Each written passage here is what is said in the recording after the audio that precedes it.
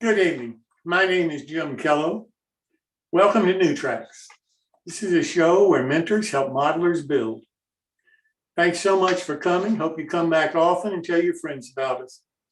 If you're new to the show, please go to our website, newtracksmodeling.com, and subscribe. You'll get an email, and if you'll confirm that that is your correct address, then in the future you'll get all of the notices about the events that we have scheduled and the login links for both Zoom and for YouTube. If you're on YouTube, we hope that you'll go to New Tracks Modeling, which is our channel, and subscribe. Don't forget to ring the bell and also hit all, and you'll be automatically notified on YouTube of all of the shows that are forthcoming. If you have friends and you'd like to pass along the login information to them, we have no problem. Hope and encourage you to do that. Just please don't post it on any social media site for security reasons. We have something new that we're going to be trying that we're starting tonight. In the past, some people haven't been able to get enough of the regular show, so they've been staying for what's been laughingly referred to as the after show.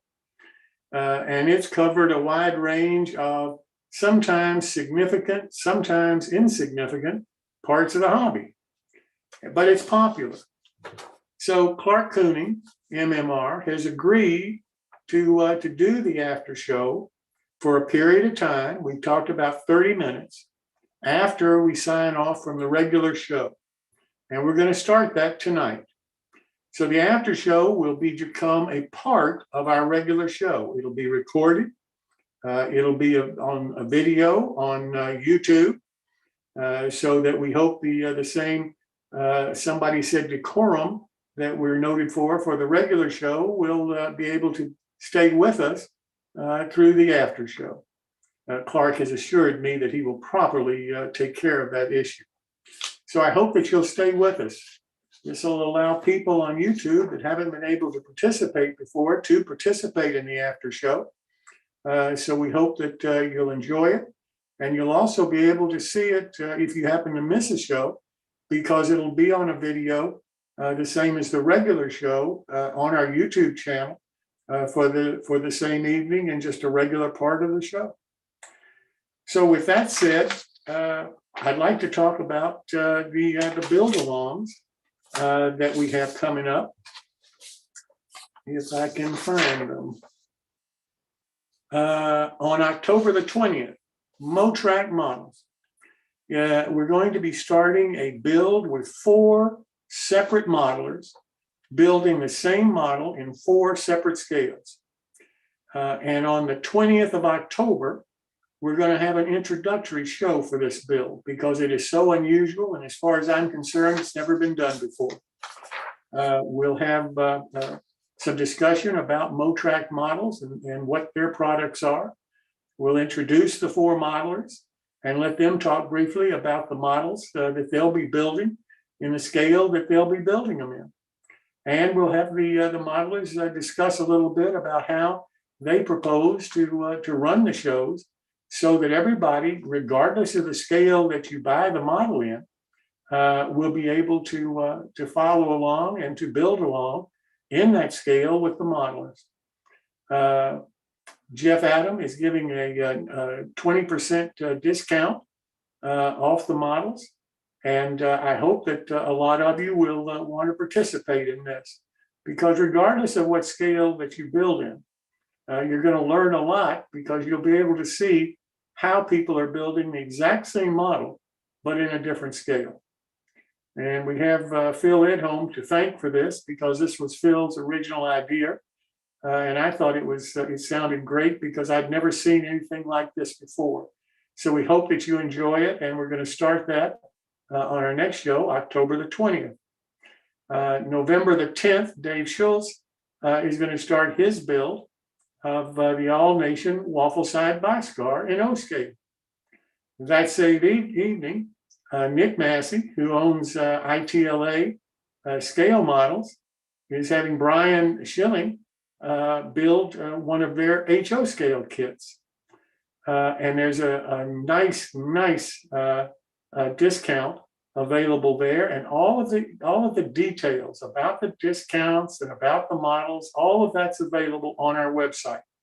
So I hope that you'll go to our website, NixTrainz Modeling, if you're interested in this, and start purchasing the kits so that you can build along with these very, very talented modelers. You can frankly use them as a crutch. You run into a problem, that's what they're there for. They can help you figure out a solution to whatever problem you run into. December the 1st, Banner Model is teaming up with Clark Cooney, MMR, for one of their kits. And we'll have more information about that very shortly. And then January the 26th, Chris Corse is going to be building one of his own Conowingo models. And I don't have the details on that yet, but that will be coming also very soon. I hope you want to participate in a lot of these. The modelers and the manufacturers that are offering their time and their kits and doing this for you are doing it to try to encourage you to build more models, to try to help you improve your skills and gain more confidence in your model building. That's what these are all about. Hope you'll take advantage of them, because I really think you can learn an awful lot from what you're going to be seeing. Then we have our next My Build coming up October the 27th, moderated by Chris Corse. Chris, you want to talk about this a little bit? Sure, Jim. I've even got a slide to share. Yeah, there's screen. If I could get permission to share a screen for a second.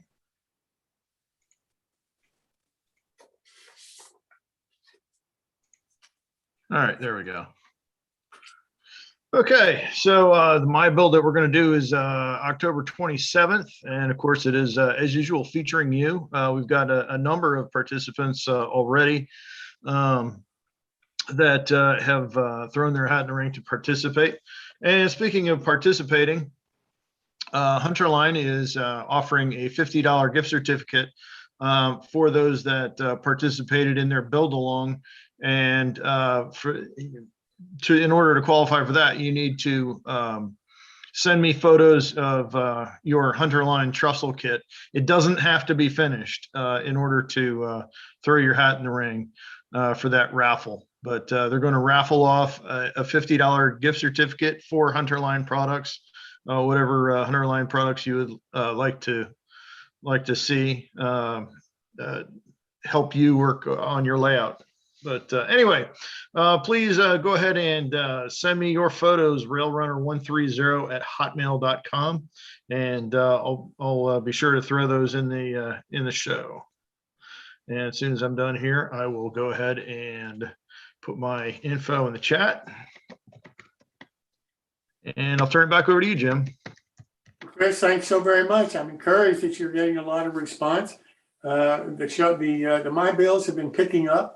And I'm really pleased about that, because it helps everybody when we get to be able to see what other people are doing and how they're doing it and the models that they're building.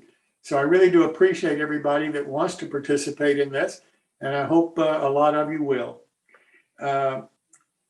We've got another section that we do. It's called, if you've got a question, let us know, and we'll get it answered for you. We have a form on our website where all you have to do is fill out your question and send it in, and you will get a response. It'll either be a personal response from one of the modelers on the show, or it'll be a special segment that one of the modelers on the show performs, because we think your question may be so important to a lot of people that we'd like to be able to share the answer with more than just yourself. So the question that you have, please let us know. Now I'd like to go to Paul Thomson for his quick tip of the evening. And I hope that during the after show that a lot of you will wish Paul happy birthday, because today is one of his 39th birthdays. Paul, welcome. Thanks, Jim. 39 and holding.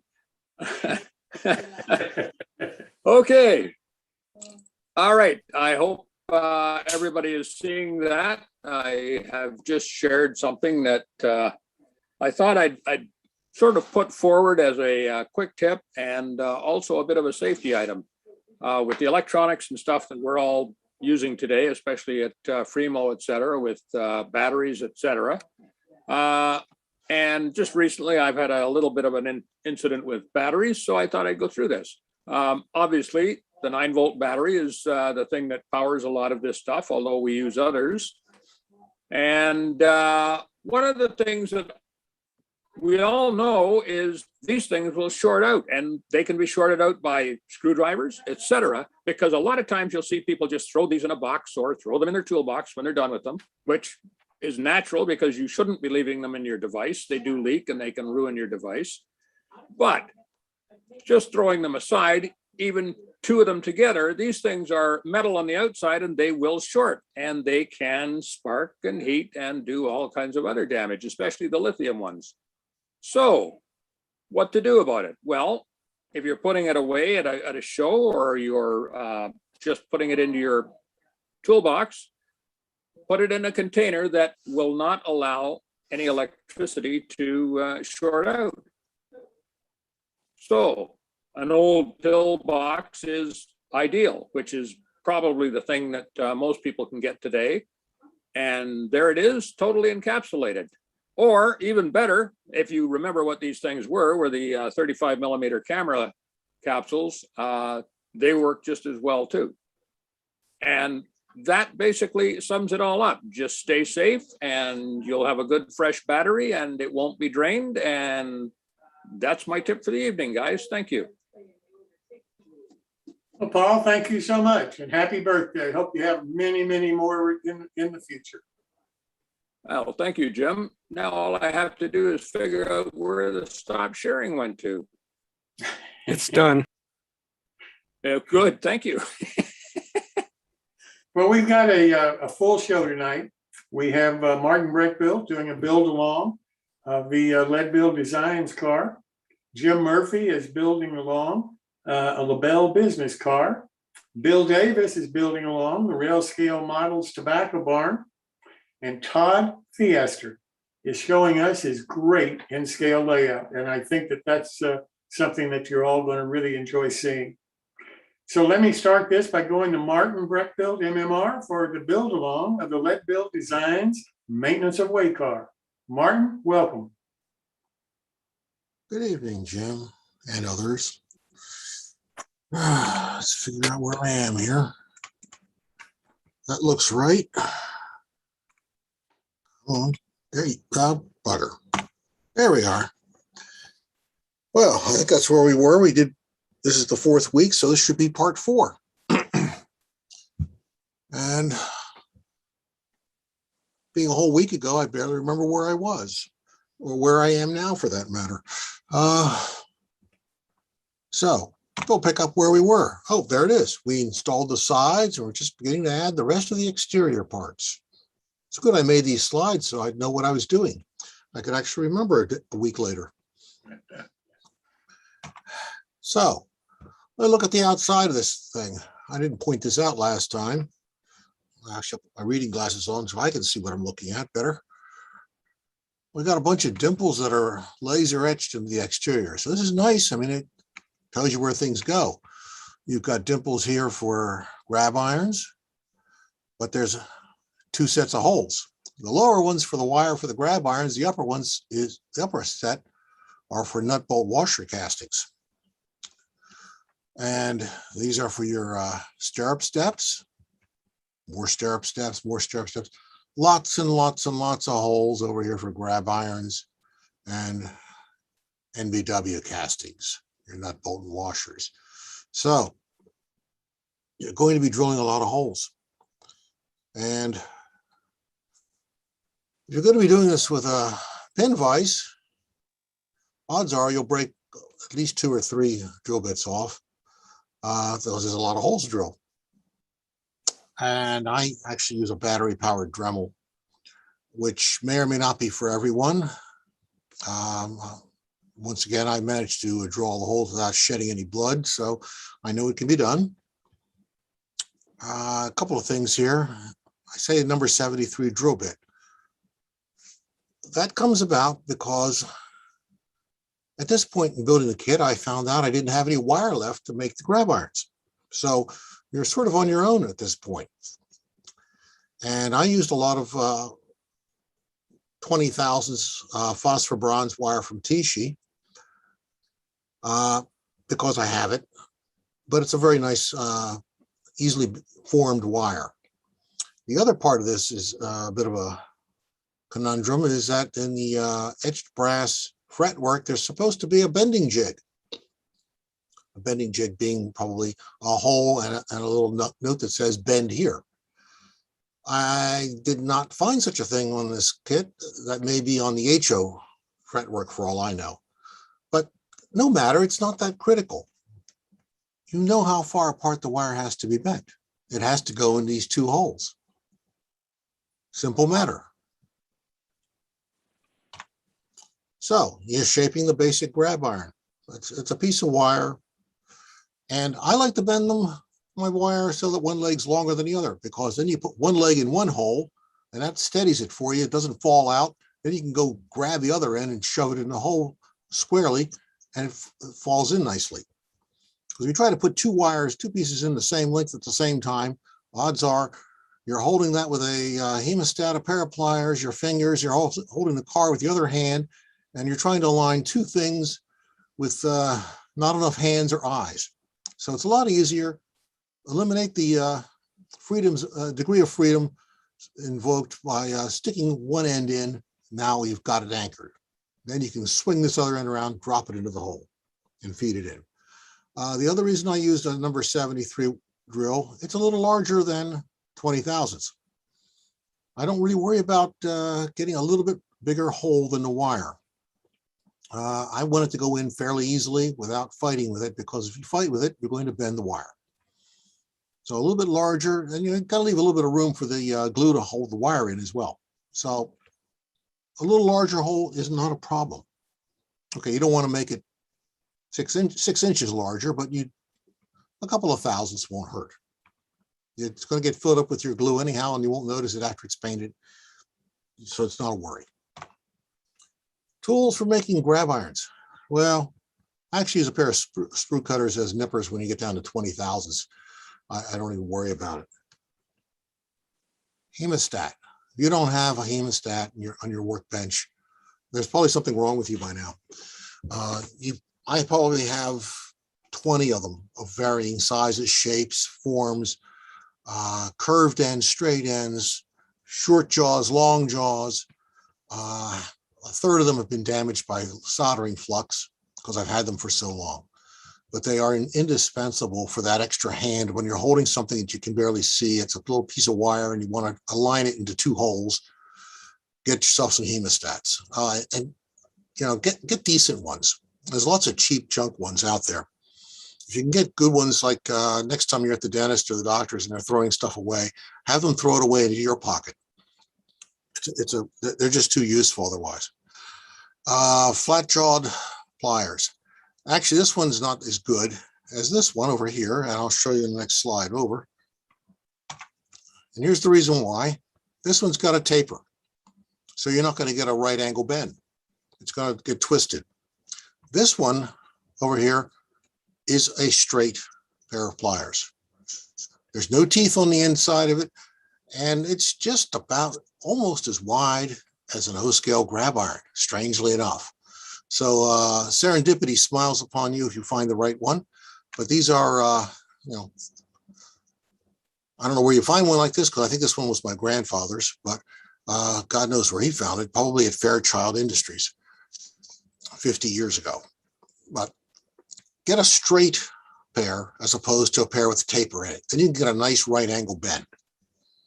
And that's very critical for making your grab irons. It's useful for bending all kinds of things. You really have to be careful. I mean, it's straight back here, but if you try to bend it out here, it's not going to be a straight bend. Things are going to get twisted. So I've started putting some grab irons in. I put the corner braces we talked about last week in right where they go, because there's an etched dimple, outline where they go. And just as who think things are going to work perfectly. They stop working perfectly because the corner brace covers up the dimple for the other side of the stirrup step. So you have to get creative and drill new holes and pretend that hole isn't there anymore. After you put paint on it, it'll go away anyhow, generally. But you have to be prepared not to have both holes. Well, you just add an extra hole. And actually, you add 2 holes because the spacing is critical to getting things inserted properly. Back to the ends for a few minutes. Truss rod nut bolt washers. The instructions called for number 75 drill. There is no way in the world that these nut bolt washer castings were going to go into a hole from a 75 drill. I need a number 66. These are a lot bigger. So this is why a dial caliper that I recommended early on, I guess in the very first week, is a very useful tool to measure even the bolt of your nut bolt and washer casting, so you know which size drill to use as opposed to guessing. It's a really useful tool to have. And again, I probably drilled a little bit big. I don't worry about it too much because the glue is going to fill the gap and it's going to hold it. It's better to do that than try to force it in, bend it over, break it off, or the worst thing possible, fly off into the space somewhere in your shop, never to be found again until you step on it in your bare feet. And yeah, you will feel that if even those little tiny pieces don't feel good. Not as bad as a Lego block, but not comfortable either. Okay, there's more dimples to drill. Gosh, they're everywhere. They breed.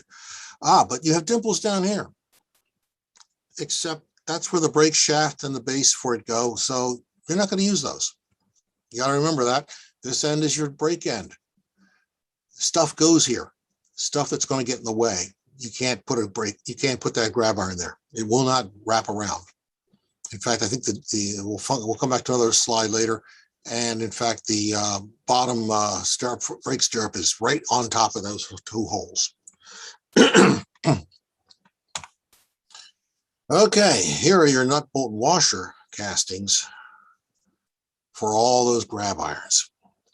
And yeah, that's a big expanded photograph. These are really small. Even in Nscale, they're small. And I like, cut these away one at a time. Number 15 scalpel, preferably with a reasonably sharp new blade. You want to cut them away at an angle, like a 45-degree angle. That gets you a beveled point. The beveled point helps it go into the hole and helps it from getting bent over. You can push it in without too much suffering, breaking it off, having it flow into space. And you don't have a lot of room to work. Remember, you're working around the grab iron. So you can only work from the top, but you can't work from the top because there's a grab iron above it as well. So you're kind of working at an awkward angle to put these in.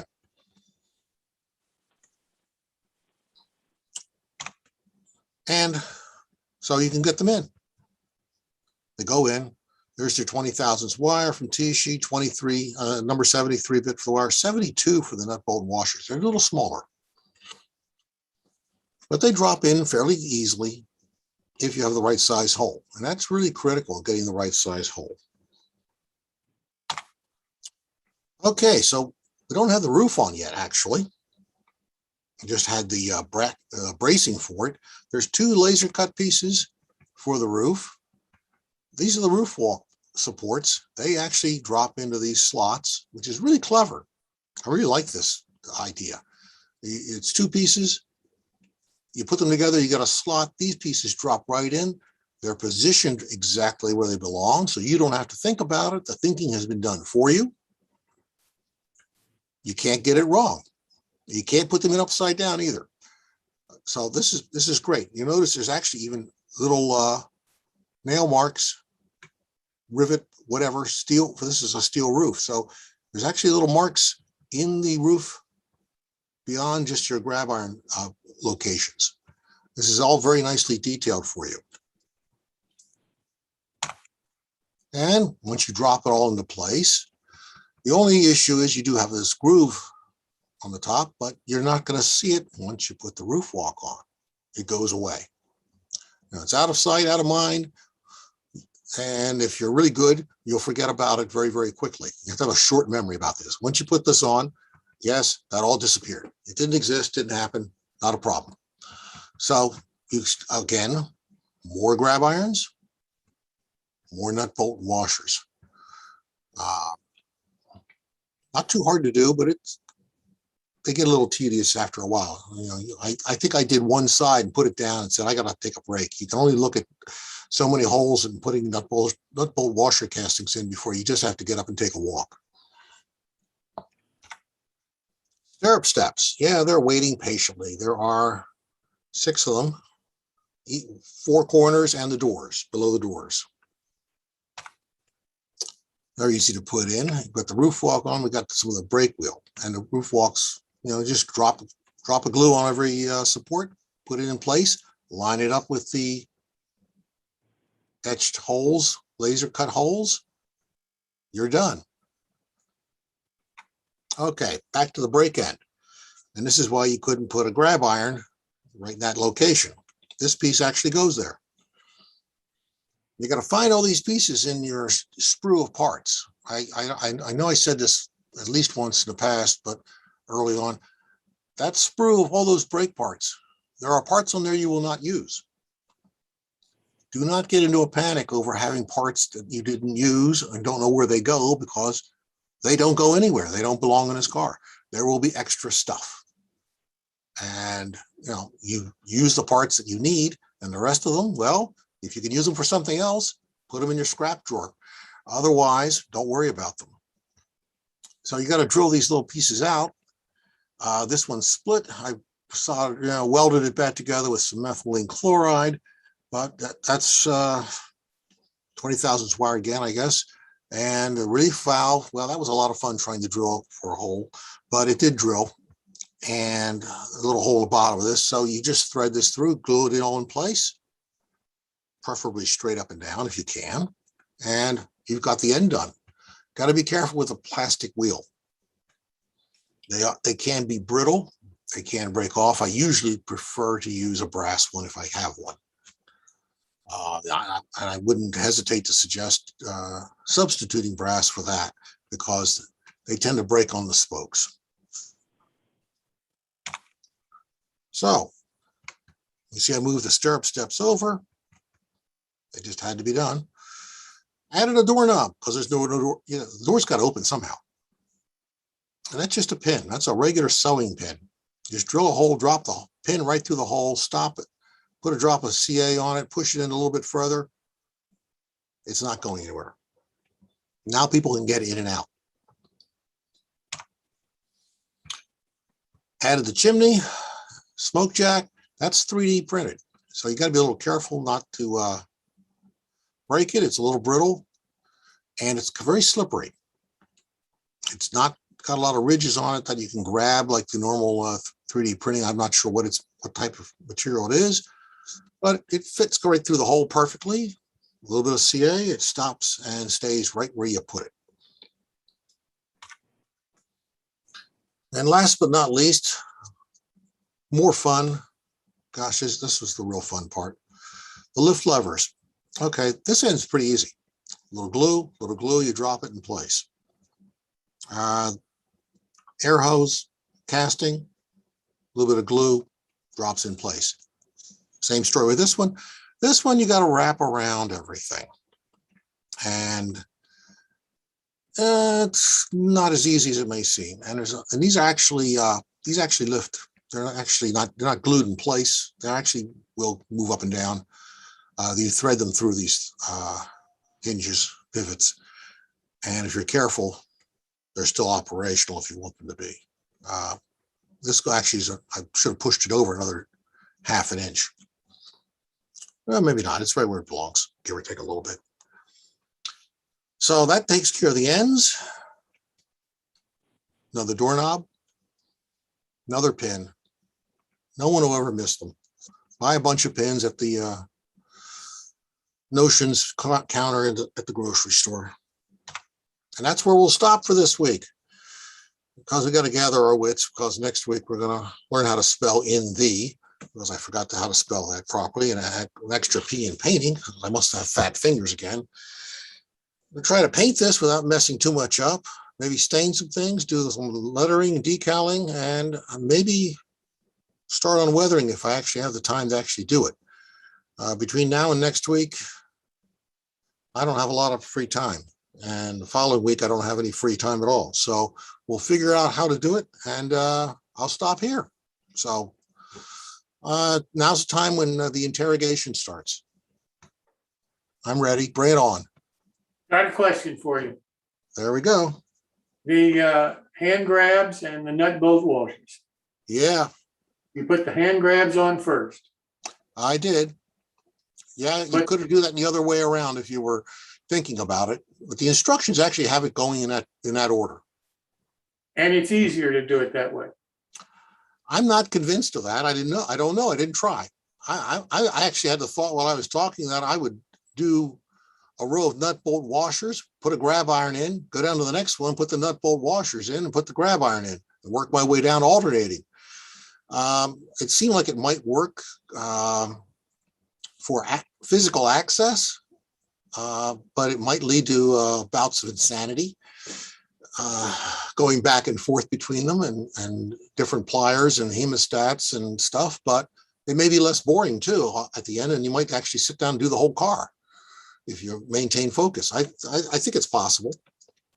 Did this car have the location of the holes for the nut bolts and the grab irons? Yeah, they're all there. So all Yeah. you have to do is just follow those holes, and you don't have to worry about it. Drill the No, holes where they say. Yeah, all the thinking is done for you. You follow the dimples. You can actually feel them with your drill in your hand. There's a small depression. It's not just a mark. It's actually a small depression where the laser just zapped it a little bit. Your pin drops right in, and off you go. Anybody else have any questions for Martin? I'm looking through the chat. I don't see any there. Well, Martin, thank you so very much. Look forward to next week. All righty. I'm not sharing anymore, I believe. I think I've been de-shared. Okay. I hope. Well, let's turn to Mr. Jim Murphy for his build along of a LaBelle business car. Jim, I really appreciate you doing this model. I think it's really going to be a lot of fun. So thank you so much.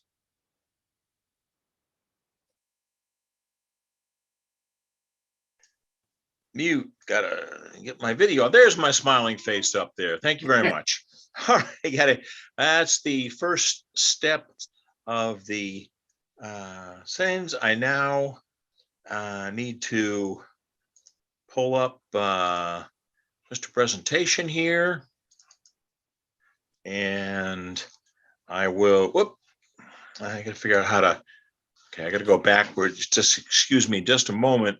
I think I need to share the screen first. And okay, why am I? What became of it? Escape, get to that. I apologize here. I am. Why can't I get to? Ken, can you help him?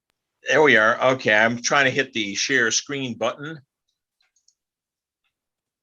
Hit screen, share, and now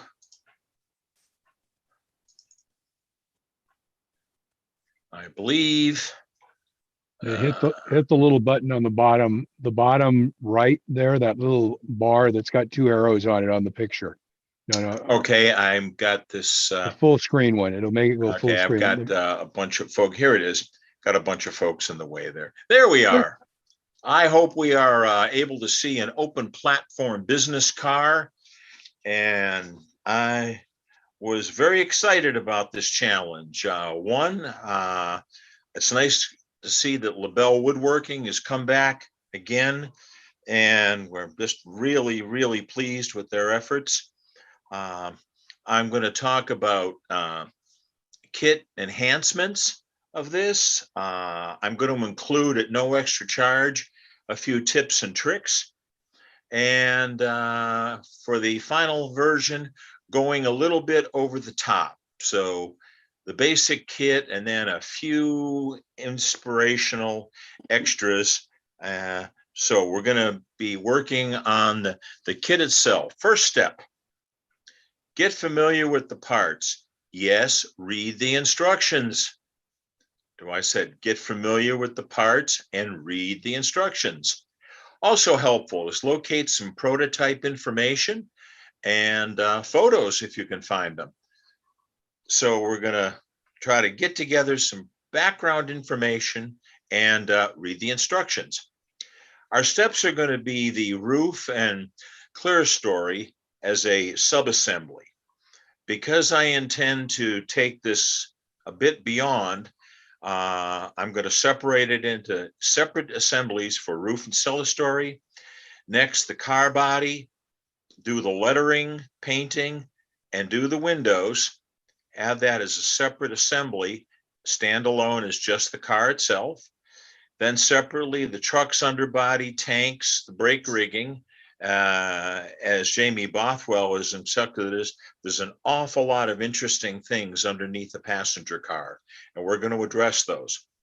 Taking it a step beyond is interior lighting with pickup from the trucks to LEDs inside the interior and to illuminated marker lights. Finally, again, separate assemblies, the interior detailing. And in order to do that, you have to be able to take the car apart as you are working on the interior and then put it back together again. There's a reason for doing all this, and I'm going to share why am I doing a executive car. For this train, we're going to have to figure out what it is.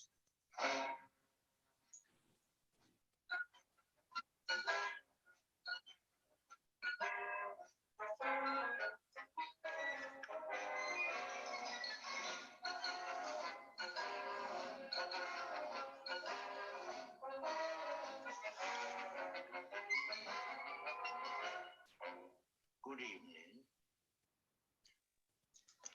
A bit of whimsy, but in all seriousness, there is a reason. What's missing there is the end of the car, which should be a business executive.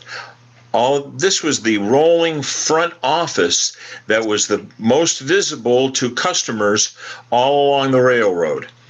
The executives would pile into the car, ride along on a passenger train, drop off for the evening, and invite customers to come chat with them, discuss business opportunities, and to sit down and just have a socialization right there on the railroad's business car. Here's the instructions, which I encourage you to read. There's a couple of pages of written instructions, which quite honestly are a little bit confusing. But by studying the diagram and during the course of the assembly, I have added a few notes along the way. So I've jotted them down here on the instruction sheet to help us follow along. We're looking at quantities. I had to draw a little picture of some other parts here, which weren't quite clear, but hopefully they'll help us assemble it all. Read the directions. Here's a prototype of the business car that I was able to get from LaBelle. This was close to the original prototype when the model was first designed. And it just gives you an overview of what the car was intended to look like and the prototype. So prototype information helps us all along the way on the overall sizes. And here I've even checked the overall length of the car with my calculations, and it's coming out right close. So you've got a very quality kit here that's got really good dimensions on it. Here's some prototype information for looking at the ends, trying to look at the underbody. Very, very difficult to get underneath these cars, but thank you, Jamie, for helping us understand what's underneath them. Here's an older LaBelle car, which was the inspiration for this. This is the other reason why I had to build a LaBelle kit. This is probably 40 to 50 years old. I assembled it 30 years ago and I'm still tickled to death with the way it came out. It's a quality kit and you can do some really, really interesting things of it, like customizing it for your railroad and for a special person that you might want to share your railroad with. You open up the bag and here's what you get. The pile of parts. Roof section, notice they're not rounded yet. The floor section, sides that have been made from glued up individual parts, the clear story windows, wire, some flat stock, that's for going in between clear story windows. You get a number of pot metal castings. These are going to require some cleanup. There's a bit of flash on them. The stairs, a few plastic parts from the modern era. Word of caution from the get-go, these are very fragile castings. As we'll see later, you have to handle them very, very carefully. They're quite brittle. In addition, you get a bag of siding parts. These are milled from a flat stock of basswood, and they're going to require individual cutting, as well as the siding pieces, end pieces, and these are unique to each car. So you get a bag of those specifically for the executive business car model. And one of the key features of Belle Woodworking is templates to help you form the roof. There's a template for the larger section of the roof up here, and a template for the lower section of the roof, these pieces on the end of those sections. In addition, these are clear story rails that are laser cut, and you remove those, and then after you have shaped the roof, these get glued onto the corner. Let me emphasize that you get 2 clear story, 2 sides, 1 floor, 1 roof, 1 package of end panels, 4 end ridges. You have no spare parts here. Be very careful as you're proceeding, because essentially you have 1 of each and you need to take very good care of them while you're building them.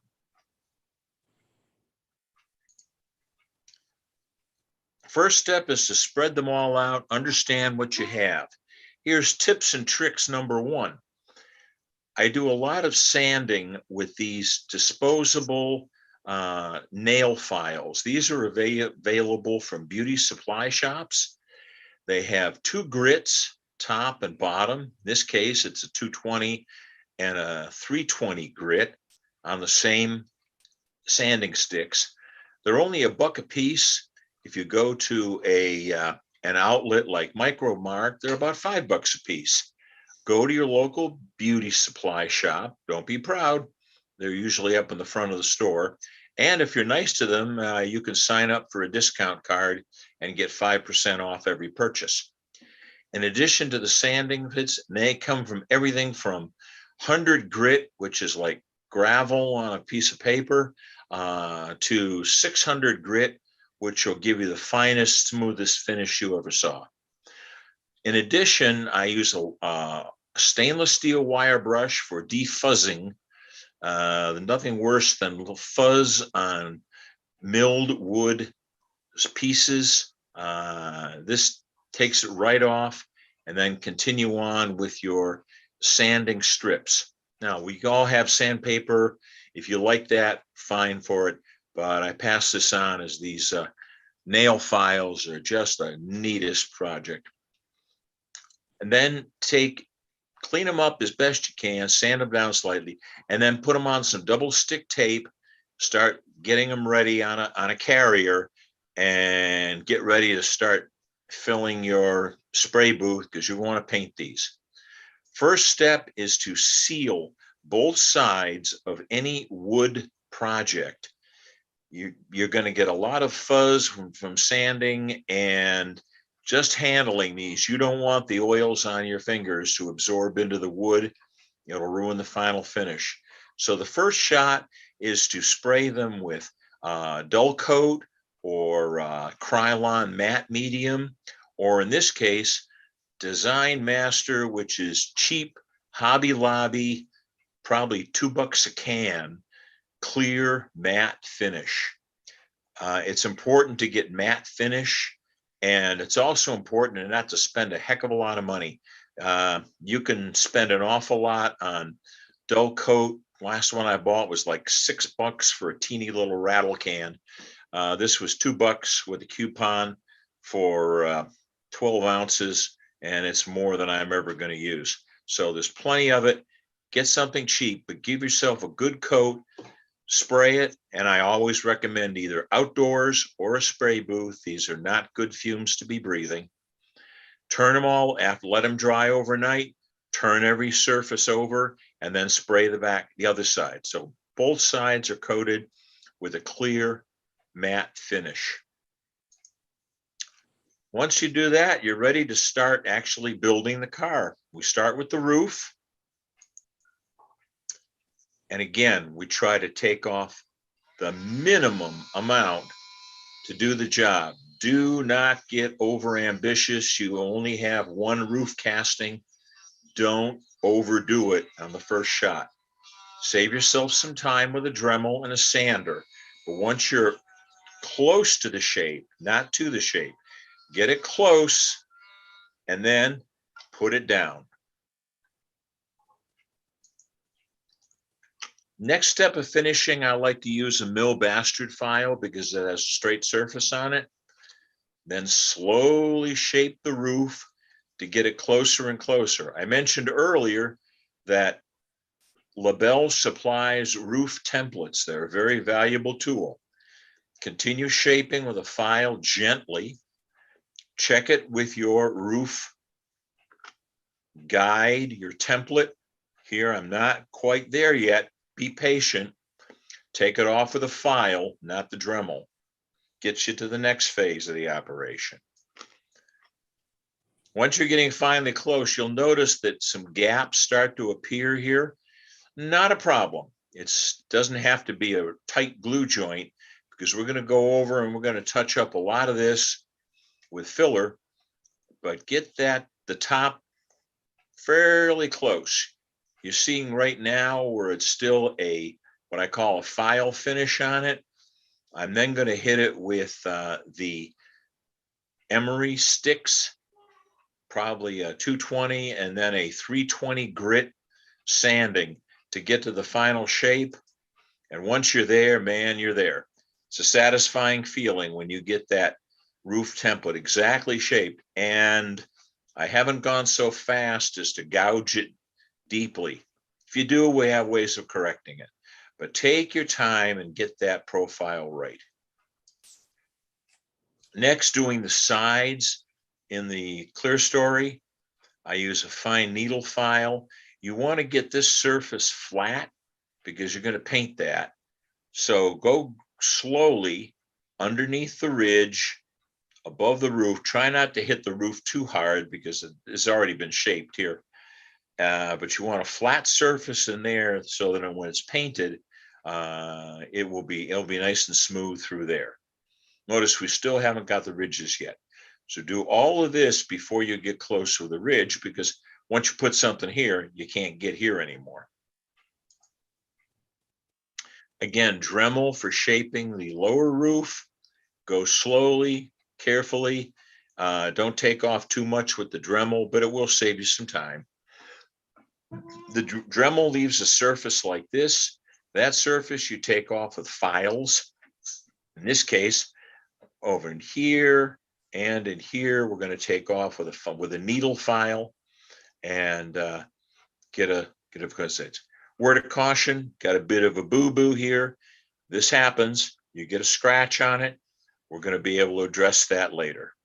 But be aware. Try to minimize those, but they are going to happen. Smoothing the end of the lower roof. Again, the flat file works very nicely. Once in a while, use a file card to clean that file off.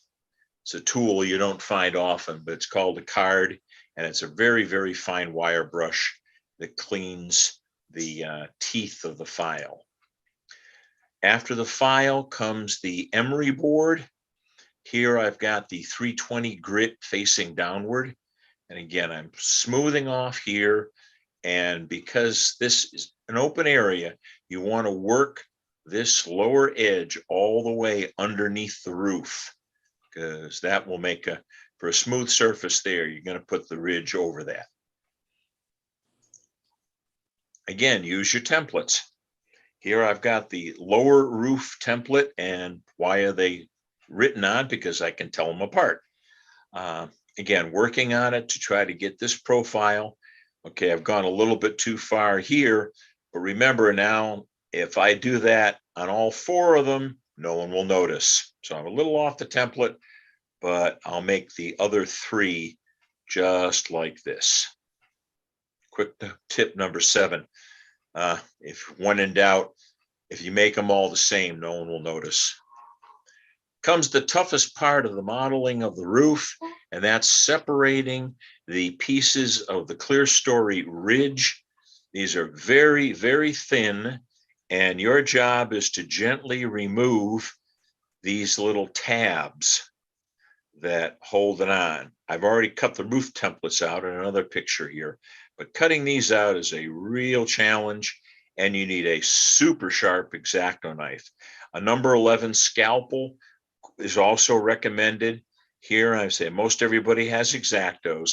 The key to using an X-Acto knife is, yeah, they tell you start with a new blade, but you have to periodically tap it. Again, these nail files, the emery boards, are so handy to have. This is a 320 grit water sanding. So I'm sanding or grinding the end of that X-Acto with a 320. Another quick tip, after you've got it down with the 320, then switch to a hard and soft Arkansas stone. For those of you that don't know much about them, either inherit them from your grandfather like I did, or they're still available from Micromark. This is the soft side of the Arkansas stone. And the way to tell that you're actually sharpening it, when you put the water to it, tilt the blade until you see a little bit of a sheen or a bubble, if you will, a wave that you're putting up right at the very tip. When you see this sheen, you know that the edge of the blade is directly in contact with the stone. You're basically like a windshield wiper. So glide the knife in a cutting direction underneath this little wave of water. It's pretty small, but you know you're getting it at the right angle at that point.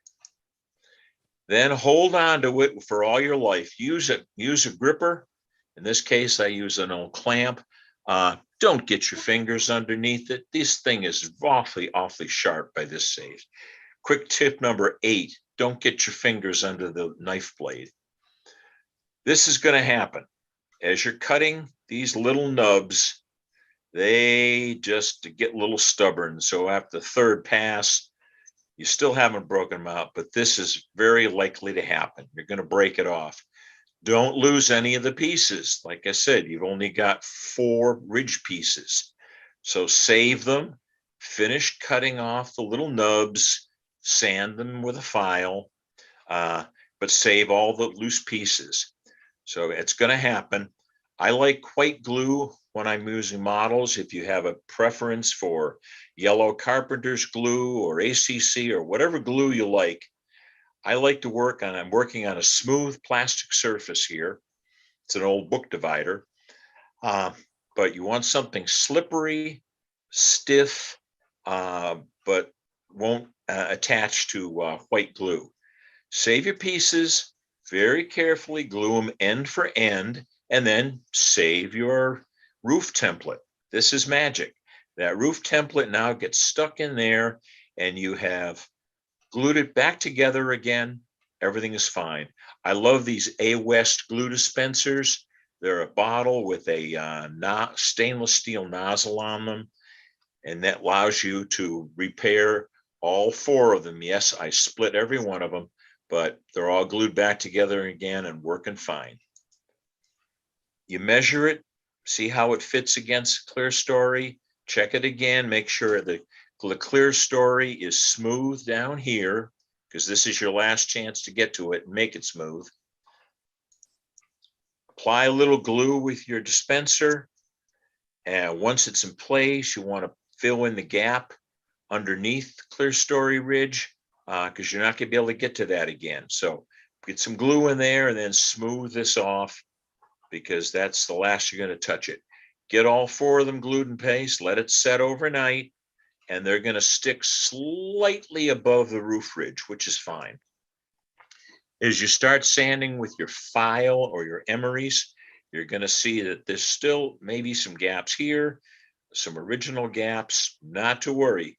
Get the profile right, check with your roof template. Then this is magic. Tip number 9, Squadron putty, which I like. Bondo works as well. There are other fillers. I like Squadron putty, but by itself, it's too thick. So 2/3 Squadron putty, 1/3 acetone, which is the solvent for Squadron putty. Mix it up into a thin, creamy slurry. So now you've got a real thin, it's smelly, so work in a ventilated area.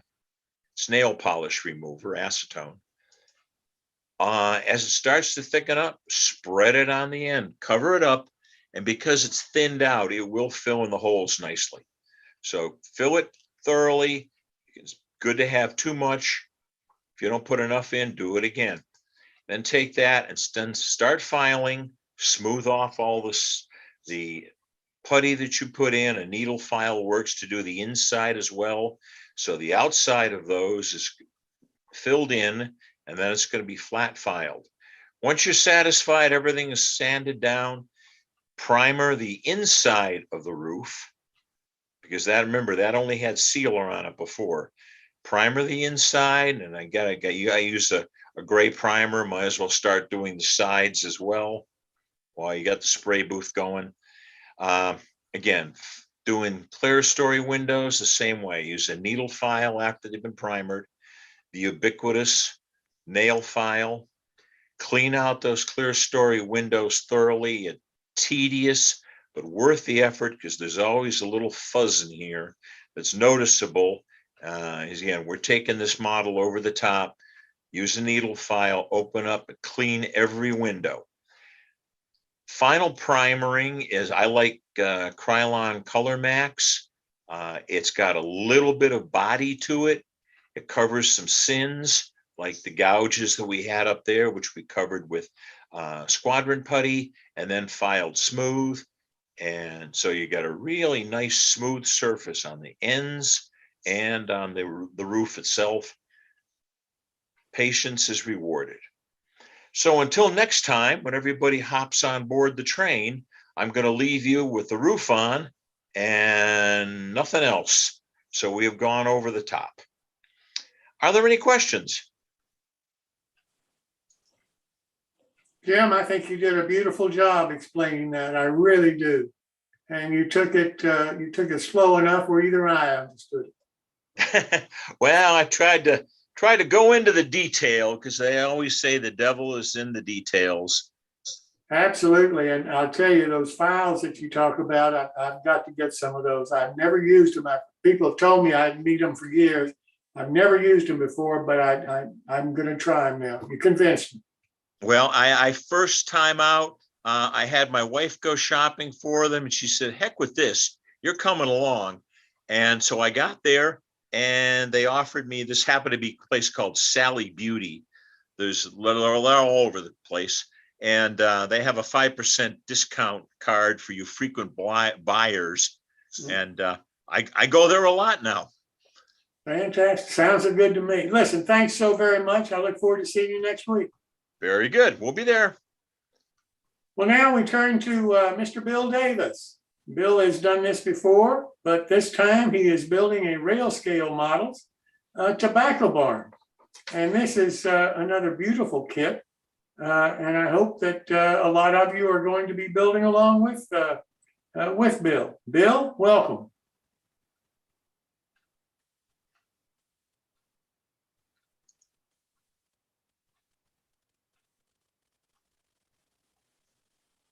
Bill, your screen is frozen.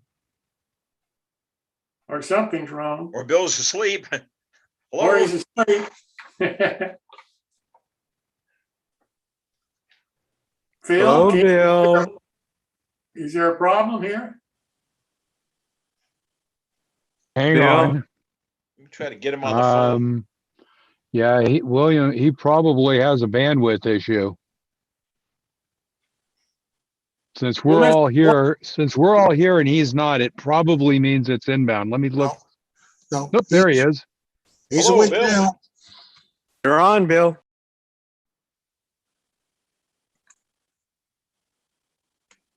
Unmute. You're I think you're unmuted. muted, Bill. Here. Unmute. Hi, guys. There you are. Sorry. I'm later. I muted myself. Okay, You're did back. that. Yeah, okay. So let me get the share screen going here. Didn't Okay. mean to wake you up there. Yeah, it happens sometimes. Been a long day. Okay, so desktop. Was it the right spot? What's going on here? Okay, here we go. Okay.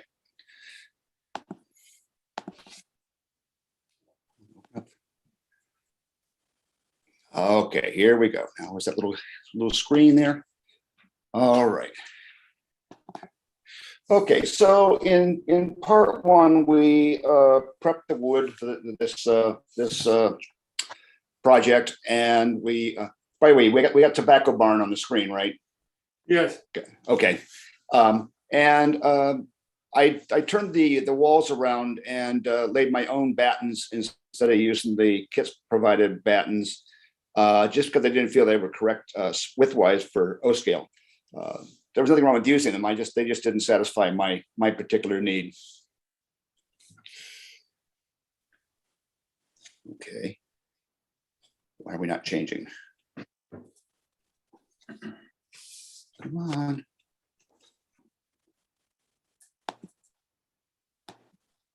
Okay. So one of the problems that I ran into was the wood grain on one of the walls. You notice here how the way the grain of the wood that was used is over just really too heavy, and it doesn't look prototypical at all. So I decided what I would do is paint this a weathered out paint on this one wall that they, in the process of building the building or whatever, they painted this one wall and didn't paint the other ones. So what I did was I dry brushed craft paints, a white craft paint on the walls. I did it partly by brushing, partly by dabbing it on to get the effect of an old weathered out white paint that was on there. Then I went back with some Bragdon chalks and some Bragdon chalks and some black wash that I have, and it came out looking like that, which I think looks a whole lot better than what it looked like with that heavy grain that was crossing through the different boards, which wouldn't happen in real life. So next part of the thing was to assemble the four walls. The kit suggests that if you use the way the kit was provided, suggests that you put a piece of 1/16 square in each corner. I chose not to do that because of the way I laid out the way the supports were laid out. The way the supports were laid out, I just put the corners together, and then I added battens to the corners. Where's my mouse? Battens here to the corner. I used 1x6 on 3 of the corners, and I didn't have enough of that, so I used a 1x4 in the 4th corner, which fine. So this is the wall we did the tar paper on. This is the wall that we painted.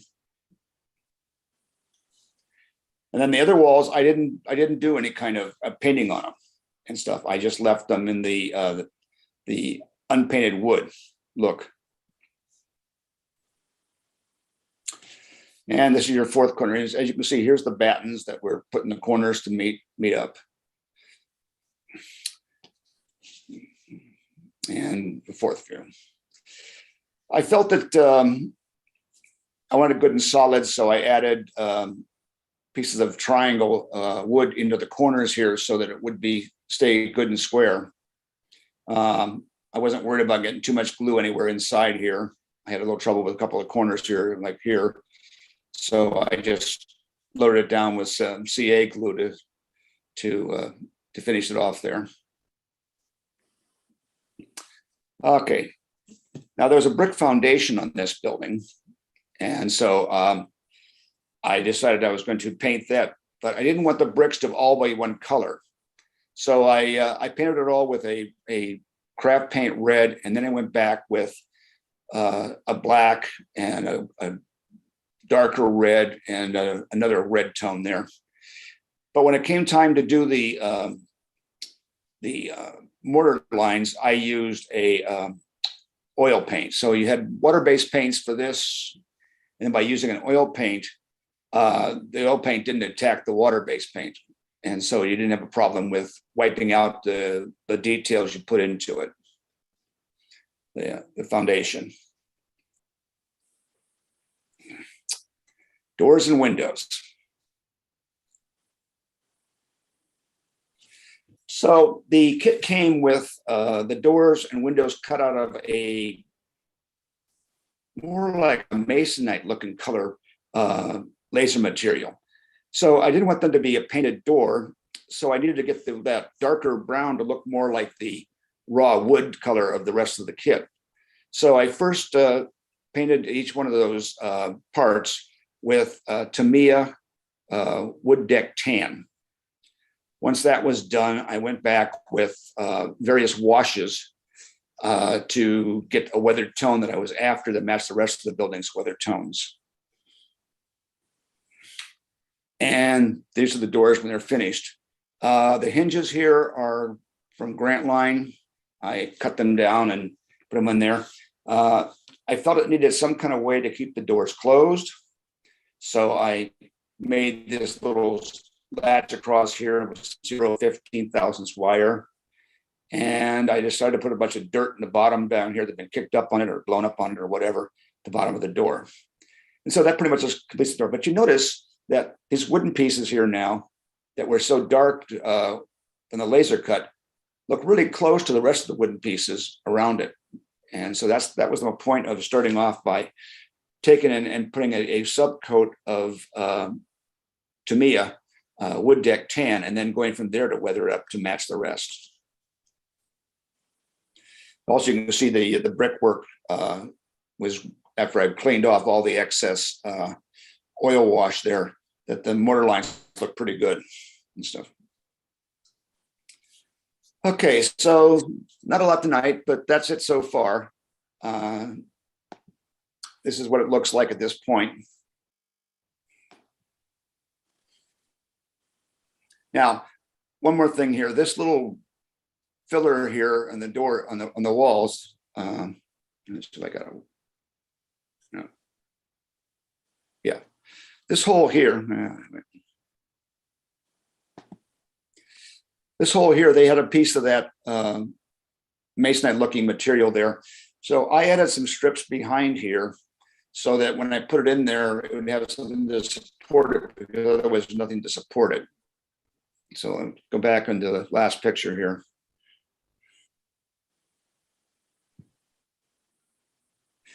You can see that it just inserts just slightly, but if you look over here, here's the little support pieces that are behind here to hold it in place.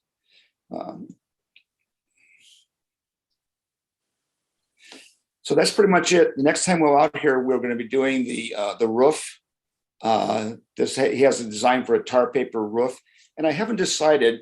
In part one, I showed you some various barns in my area here, and the one at our museum has the awning around the side here. I don't know why they did it that way. They had plenty of room to put it in the front, but that's why they put it in the side. And I don't know if that would be advantageous to put it in the side there or put it on the front here. So we'll decide next week where we put the awning.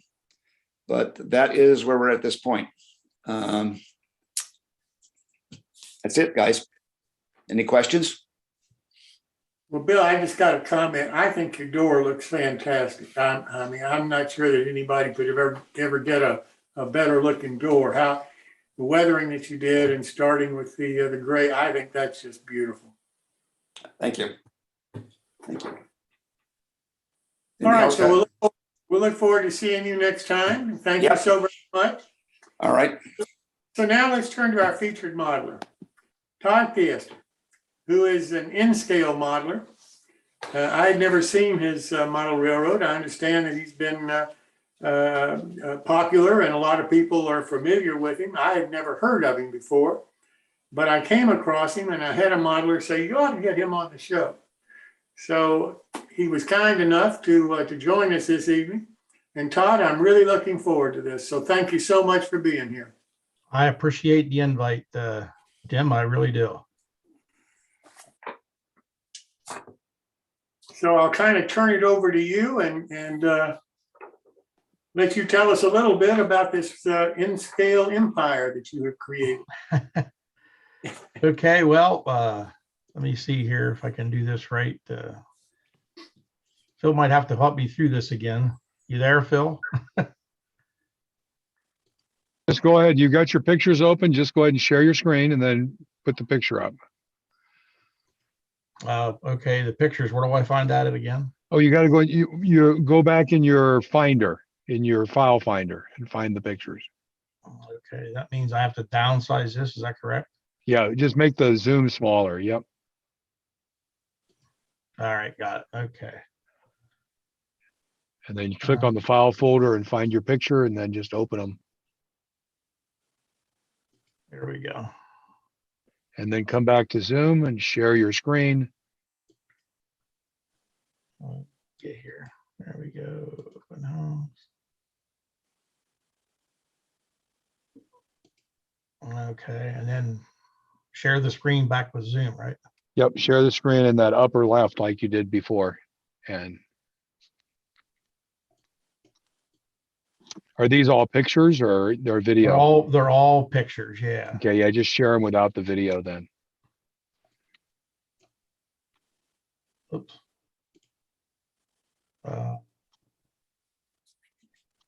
You say upper left again? Yeah, the upper left, the one that says screen one, click on that and then share it. Click screen one and share. So you click share and it opens and click screen one and then share.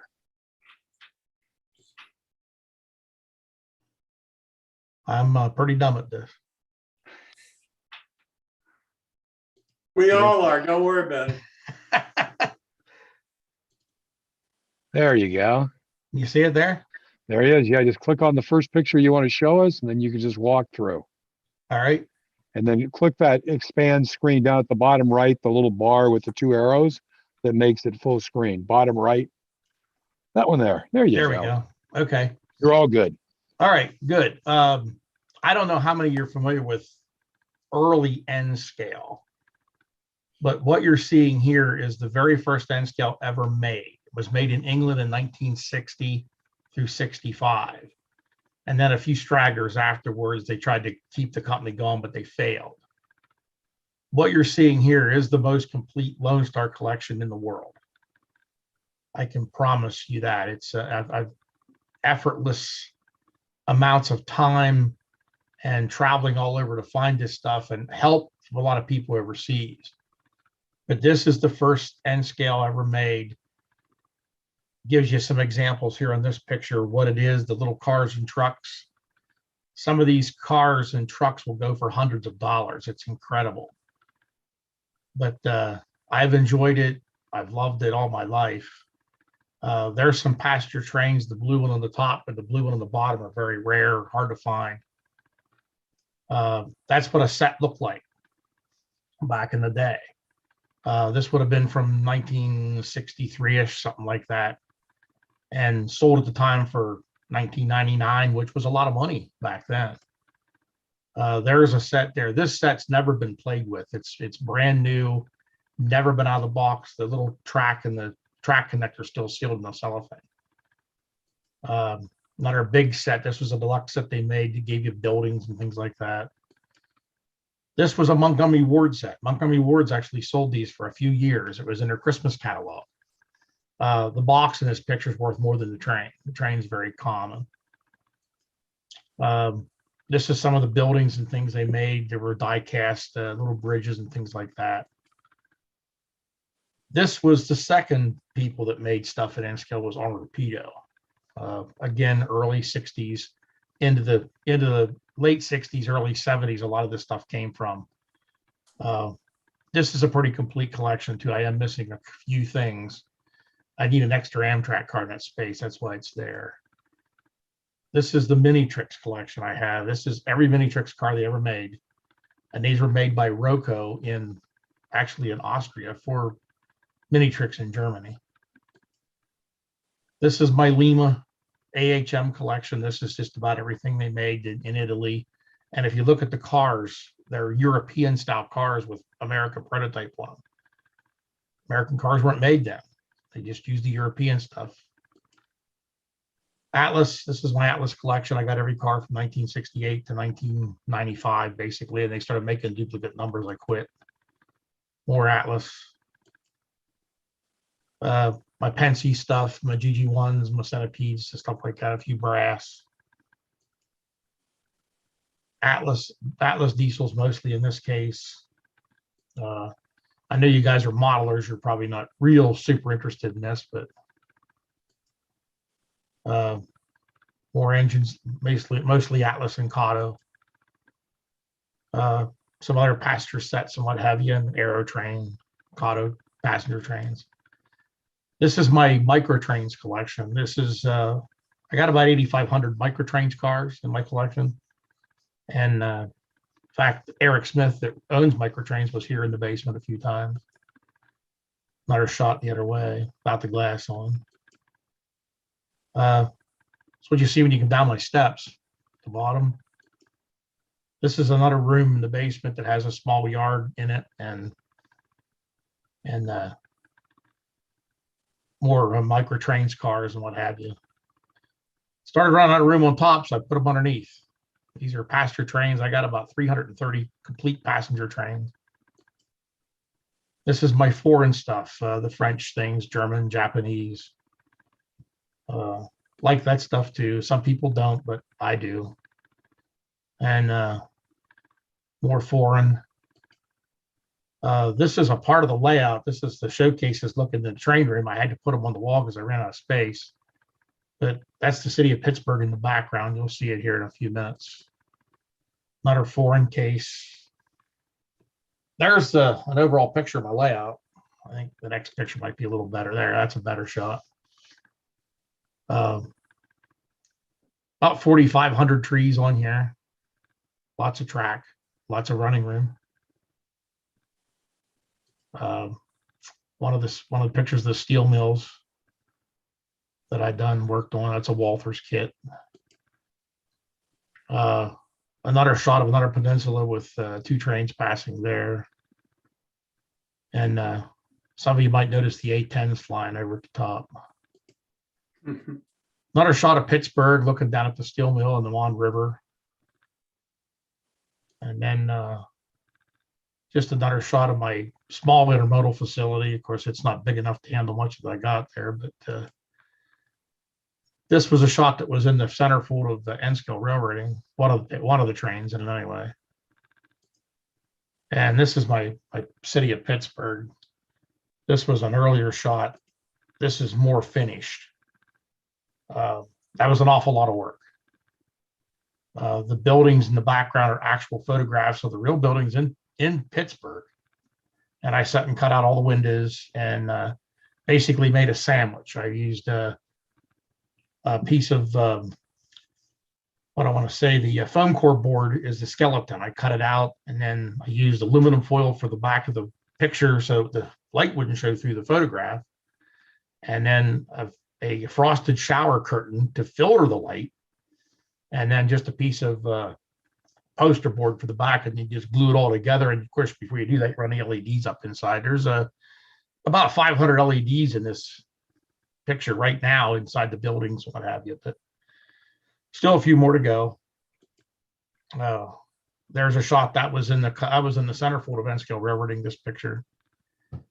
This was a art of work here. When I first took the picture, the rail was shiny on this side because it didn't get painted from the inside. So I went along and painted the rail and retook the picture. Another shot of another train coming in an interchange track. And this was on the cover of Nscale Railroading. This is 84 pictures sewed together with a helican focus. I don't know if any of you guys are familiar with that or not, but the city of Pittsburgh, from where the camera setting, is 26 feet away. So that's why we did it with that. This is my small yard. It's 40 tracks wide. It's 58 feet long total, and it'll hold 3,250 cars. And as you can see, it's pretty jam-packed. A lot of work involved in that. And there's me standing in the middle of it to show you how big this thing really is. And it was basically built by myself. I had no help except for my wife. I got to give her some credit. She actually helped me build the bench work, and then I was on my own from there. But I actually built this layout in a year and a half, believe it or not. And then it's just fine tuning it from there, because we moved in this house in 2004. So it's only 17 years old. So like Phil said earlier, I do work fast, and when I get on a project, I stay on it. There's the covers of the magazines I was on, different covers. Oh, there's the, when you get down my stairs, that's what you see. I ran out of room, so I started putting up the staircase. And then another cover, and then that's the cover that I showed you earlier. So it's, and of course, all of you probably have this shot of your first layout.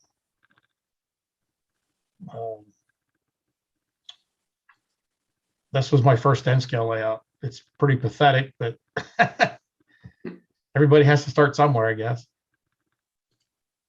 And that was my layout later on in my parents' house. That would have been about 1979, 1980, somewhere in there, I'm going to say. And then most of you probably do know or don't know, I am a real life locomotive engineer. And I ran Norfolk Southern's business train for about 7 or 8 years. And this is me inside the cab of the 4270 headed up the Horseshoe Curve. So this was taken by McDonald that did the Locomotive magazines. Greg McDonald, he did the Locomotive issues for trains. He rode with us that day. There I am on that. These are Bennett Levin's Pensy E8s out of Philadelphia. And I was taking it to Pittsburgh. And if you see, I'm in the cab running it there. They're a lot of fun. This was a lot of fun to run. This was my helper engines years ago when I was on helper service. It's one of the SD40-2s. The SD40Es they rebuilt from SD50s. SD80 Max, I ran all 30 of them that Conrail had. Of course, they're all retired and gone now. And I did get to run 765, the knuckle plate Berkshire.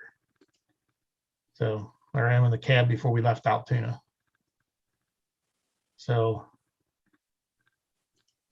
a lot of fun down the road, and enjoyed my railroad career, and I've enjoyed model railroading all my life. I've been doing it forever, ever and ever and ever. And I don't plan on quitting anytime soon. So even when I retire, I'm still going to run steam engines for the East Broadtop, and probably for the Everett Railroad. They run a steam engine on the weekends, and I was invited to do that. So I plan on keeping it going. And my model railroad's out of room. I don't have any more room to add to it anymore. So it's just keep collecting and keep stacking them someplace, I guess. So, but I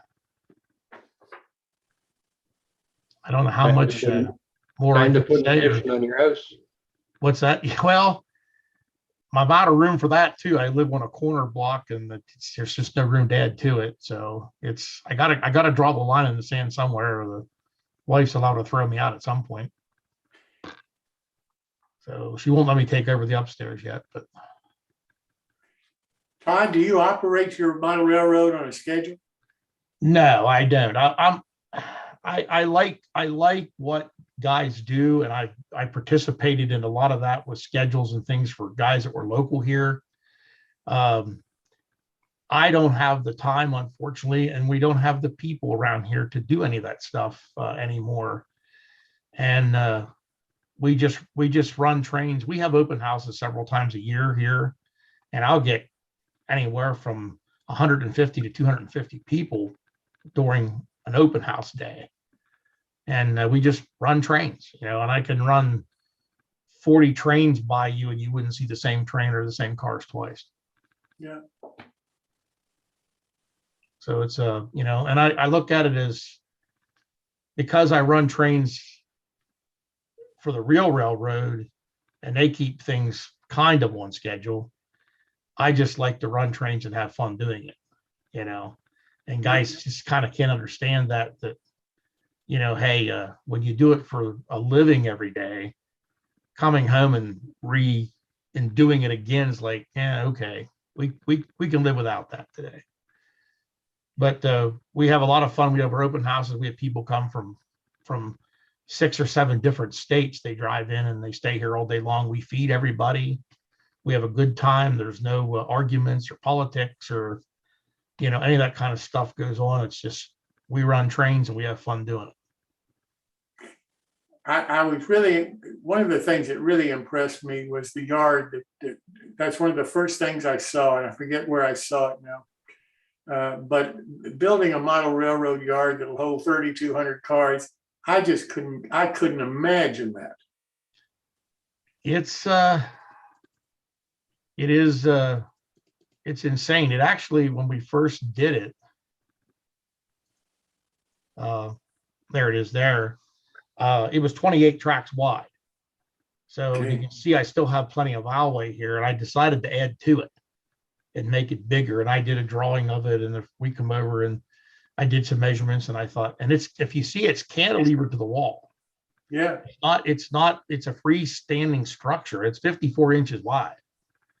Okay. And I'm not ashamed to say I weigh over 300 pounds, and I was up on it, and it didn't move or budge at all. So it's pretty strong. Now, that's just for freight cars, right? Yeah, freight cars. There's a couple truck trains parked in it. Under the city in Pittsburgh, I have 2 stub tracks underneath the city of Pittsburgh from my Pittsburgh station, and there's 2 Amtrak sitting under there.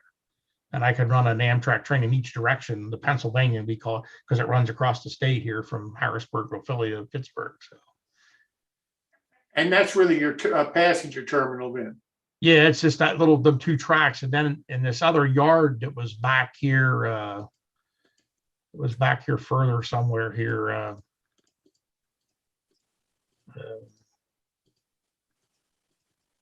This one here, oops, I went by. This one here, this has been added to too. I pulled the front off the front. I added more tracks to it. There's about 15 tracks or 16 tracks in here now.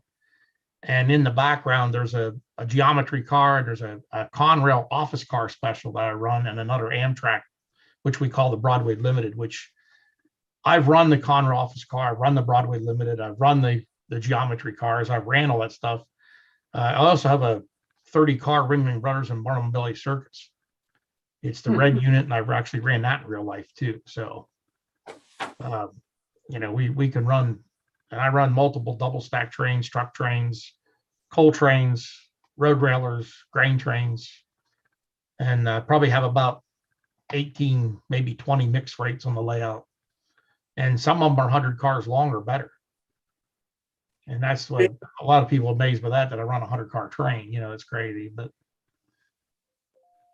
all of your cars, all your locomotives, they are just bought, right? I mean, do you build any of these, or I have built some, and I've kit bashed some. But most of them, like the Kato engines and Atlas engines, are just bought engines or just stock. They're DC powered. I'm not DCC. If you look at the left of this photograph, you can see the LEDs lit here with a little DIN connect, the DINs, I guess they're called. And I have a wire, a cab controller I plug in there, and I can follow the train around the layout. And the train continues to run as like a DCC would run. But it's all block controlled and everything. And when I have several people here running it, like the open house and stuff, there's some guy monitors the panel, some guy lets trains in the yard and things like that. So it takes 6 or 8 people, keeps them busy at an open house to run it, to keep the trains moving. But no schedules. We run them. If we want to run around 5 times, we do. If we run around once, that's fine. You know, but it takes 12 minutes for a train to make a complete loop. Now, did I hear you say that you have some brass models? Do they make? Yeah, I do. Nscale brass? Yeah, I do. I do, in fact, have in this picture here, this is the S1 that Pensy had. It's brass. These centipedes are brass. The T1 here is brass. Now, who made those? The T1 was made by New Jersey International, NJ International. This was made back in 1983, and it sold for $400 back then. They only made 75 of them. At one time, I had 3 of them, and guys wanted them, so I sold them to them, but I kept this one. This one here was made by Sunset. It's a beautiful running model, and they only made like 100 of these, if they even made that. And the centipedes also, they're very, very hard to find. Now, are those companies still in business? They still making brass Inscale? No, Hallmark's gone. Sunset don't make anything as far as I know, unless they make it in HO. Maybe you guys would know that. And New Jersey brass, it's New Jersey International people that make the signals and lights and things like that. They're still in business, but they don't do any of the locomotives or anything like that. Yeah. But I probably have 30 brass engines. I have a bunch of diesels and stuff too. So really the brass days for Inscale, they're behind us. They're behind. They're behind us. Yeah, because if you look at this one below, this is a Broadway Limited models. They're making Nscale, the M1, the T1 is Broadway Limited. These are Broadway Limited, the centipedes. Very, very nice running models. I mean, they run very well. I took the DCC out of them, so because I run an analog, but they still run very well. This is, believe it or not, this K4 is a Bachmann, and it runs very, very, very well. Huh. And that's why these plastic companies are just blowing the brass out of the water. I mean, I haven't seen a new brass engine come out in probably 10, 15 years, maybe longer. You do anything special to your couplers or wheels? I use all NixTrainz couplers and wheels. That's what I use. Everything on the layout is NixTrainz, and it's they're Durlin wheels. They're not metal. They run and they track very, very well. I've run trains already for hours when we had open houses and visitors here, and never have a problem at all. No derailments, no issues. My track is code 80. A lot of guys are into code 55. Code 55 is very finicky, and you better have a smooth surface when you do it. And anybody, like I know you guys probably do a lot of the fine modeling, because looking at the guys that were doing the things here, you know your track work's key to everything. If it's not good track work, the trains aren't going to work. You know, if you don't have it leveled up and smooth, you're going to give you problems. And in Nscale, if you're going to use fine track, and even me with the code 80, I went and I bought interior grade 1/2-inch plywood. It's smooth, it's clear, it's clean, and and I have a controlled room down here, so I don't have any buckling or any water issues or anything like that. And none of my joints are soldered. I stagger my joints, and the way I position everything, I don't solder anything, and I have, in 17 years, I haven't had a problem. The trains still run just absolutely perfect. What about switches? What switches do you use? I use, on the main lines, the older Roco switches that they made for Atlas. They were made back in the 70s. They work very well. I use all number 6s there. And then in the yards, I'm using the Picos. And I do have Picos on the main too. If I'm going into a siding or something like that, I'll put a Pico switch in there. And they work very well. The only problem with the Picos are in Nscale, they're made for wide flanges for the European models. So you have to shim the guide rail on the outside, or the NixTrainz wheels will slip over and catch the frog and they'll derail. Mhm. And just that little shim, it don't take much, a couple thousand is all it takes, and you glue it in there and problem solved. You know, but the problem is some of the older stuff like the Lone Star, I can't run it because they want to derail on them shims. They want to catch them shims and derail because the wheels are so bulky on them. And I run stuff out of the case. I mean, I'll run my passenger trains, I'll run the older stuff just to get it out and do it, you know. And You got some beautiful passenger trains I saw in your display. Which one's your favorite? that's really a hard one for me. Like these are the old Arnold stuff. Nothing's in scale. There's nothing scaled about it. I really love those. Probably the foreign stuff. Get to that here. The TGVs, these ones in the bottom, I really love those. They run extremely well. As for the prototype, for our American prototype stuff, I don't know if I have any shots. Under the layout on the one side, there. These are all American prototype trains here, and I have both Broadway Limiteds. I have the New York Central 20th Century, the City of Los Angeles, the UP. I have the Amtrak trains. I have the El Capitan. You know, all the main passenger trains that they made, I have them. I have them all.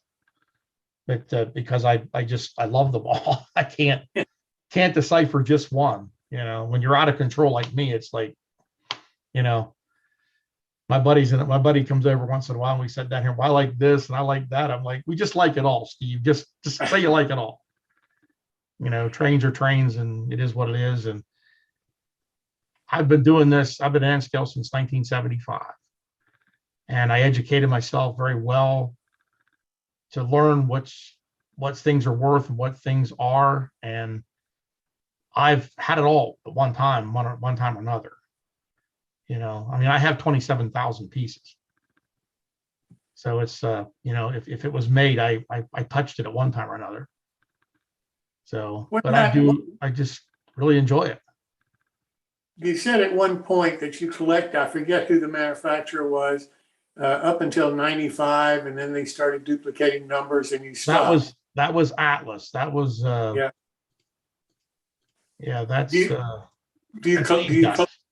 Do you still collect Atlas now, or? Yes, when they come out, like right now, they come out with these. If you look at these cars at the bottom of this picture here, they're the billboard reefers. I love these things, the beer cars, the billboards and stuff.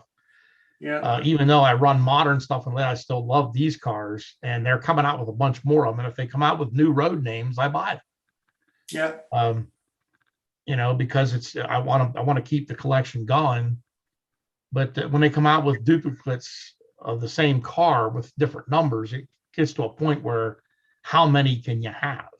Yeah. You know, yeah. I mean, it's kind of insane. But in this picture here, like these big tank cars, these things were made back in the early 70s, as were these, and they only made 4 road names in these cars for some odd reason. They never went any further. If you look, there's 4 tank cars, 4 high cubes, 4 cattle cars, 4 of these cement cylinder cars, the oxygen cylinder cars, or whatever they are, the pickle cars or the vinegar cars, I guess they are. They made 4 road names. That's all they made. You know, whether there was more road names than that, I don't know, but you know, that's what they did. And a lot of people have to remember too that these cars were made in Austria by a guy that's looking at a blueprint or a picture doing a mold backwards, and they come out pretty decent. I mean, they're pretty prototypically correct, you know, and they're very nice cars, but they're sought after pretty much. I mean, these are go like this tank car here. I've seen it go for $150. I mean, because it's the prototypically correct one. These are Fubies. They never existed. But this Huh. GATX is prototypically correct. And they're very highly sought after cars if you can find them in decent shape. And it's but that's one here. And these are all the box cars here, the 40 footers and the 50 footers. And you can see, like, here's the state of Maine. See, I got carried away with them. They're all different numbers, but you know, it comes to a point where, okay, you got to quit somewhere, you know. So because it's What about your engines? Do you do anything special for the to make sure that you've got good connectivity to the power?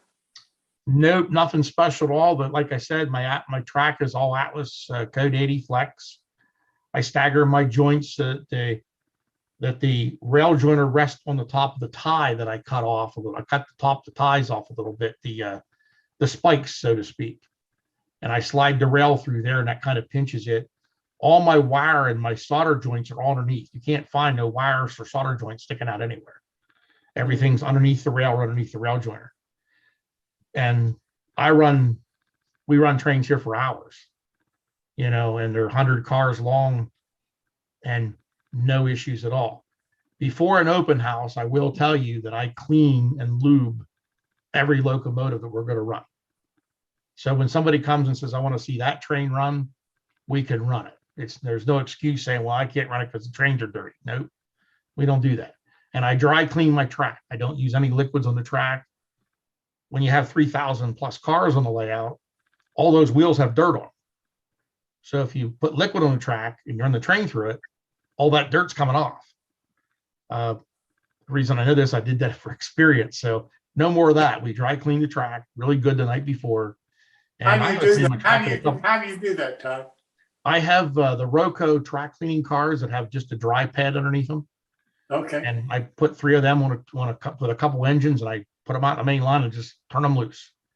And then I go to my interlockings with a bright boy, and I'll clean like the frogs, and they collect dirt too. So you take a little screwdriver or a little penknife or something, and you clean them out, and the frogs and stuff, and make sure the joints are clean, because sometimes you don't cross trains over and they get dirt on the points, and then they don't want to throw. When you go to throw them at the panel, they don't throw. So you got to make sure that's all clean. We check everything the night before, make sure all the stuff's working, and you know, so we don't have failures. That's the main thing. But I imagine if I ran this thing on a monthly basis and had people here, it would probably be a lot better. But you know, I just don't have that. I don't have the people to do that. So how do you clean your yard?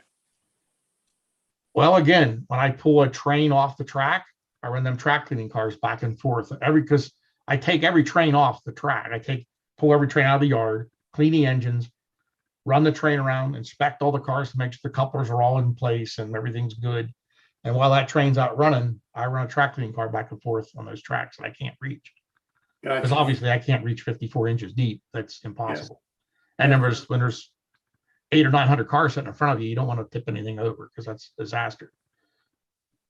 So, but What do you use for switch control?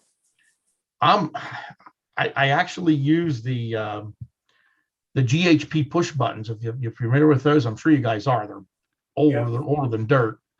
I use them and they work very well. I modified mine a little bit to be a little stronger, so when you push them, they work well. But that's what I use. And I use diode matrix and stuff for the yard. One track, one button, and it throws all the switches down the ladder for you. You don't have to sit there and think, which I have to throw. You just, if you want to come off of track 8, you push button 8 and bang, there it is, you know. So it works very, very well. And I think there was maybe one shot. There's one of the control panels back there at Pittsburgh. Okay. See the LEDs lit there. I have 4 power packs. I have a green, red, blue, and yellow power pack. So you use rotary controls to select what track, what power pack. So you can route a train out of the yard on yellow, and you can ride it right onto the main, and you give the guy the yellow power pack and say, here, go have at it. and he can follow his train all the way around the lip by unplugging the controller and plug it into another spot around the lip. Took a lot of wire to do it, but I don't have, and I know the DCC guys, I've been around a lot of different layouts and a lot of DCC stuff, and I've seen some really good work in DCC layouts, believe me. And I've seen some that were very poor because the layout was switched over to DCC and wasn't wired for it. And therefore it loses its ability to work the way it should, in my opinion, of course, but my opinion don't matter to a lot of people. But I use analog. I have no issues with my trains. They run perfect, and guys bring stuff to run, and they're not afraid to run on here because it's going to work. And I try to, like I said, I try to keep my track as clean as I can, but I really have a clean room down here. It's very, very clean. I don't get a lot of dust, a lot of dirt. So it's air conditioned and heated. Whatever the upstairs is, that's what the downstairs is. What's the future of Nscale? I think at some point in its life, it will overtake HO, in my honest opinion, because let's face it, people are getting smaller houses. They're not building bigger houses. Nscale's working, the engines work so well. I mean, just so good. The Kato engines and Atlas engines, and even the Fox Valley, I have to give plugs to. The Intermountain engines work pretty well. The Bachmann engines, the new ones, are working very well. The Broadway Limited stuff works very well.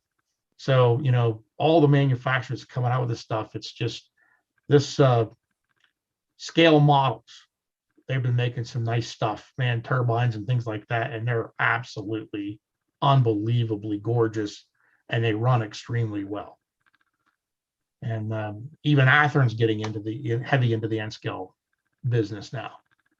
And I got a lot of Athearn engines, and they work very well. They're a little noisy, but they do run and they do pull very well. But what about from a scenery standpoint, structure standpoint, that kind of thing? Where's Inscale? Well, I think it's right up there with HO. I really do. I think it's pretty close to HO. A lot of my structures on here are kit bashed. I mean, like the steel mill, for instance, this building is 100% Walthers, no modifications to it.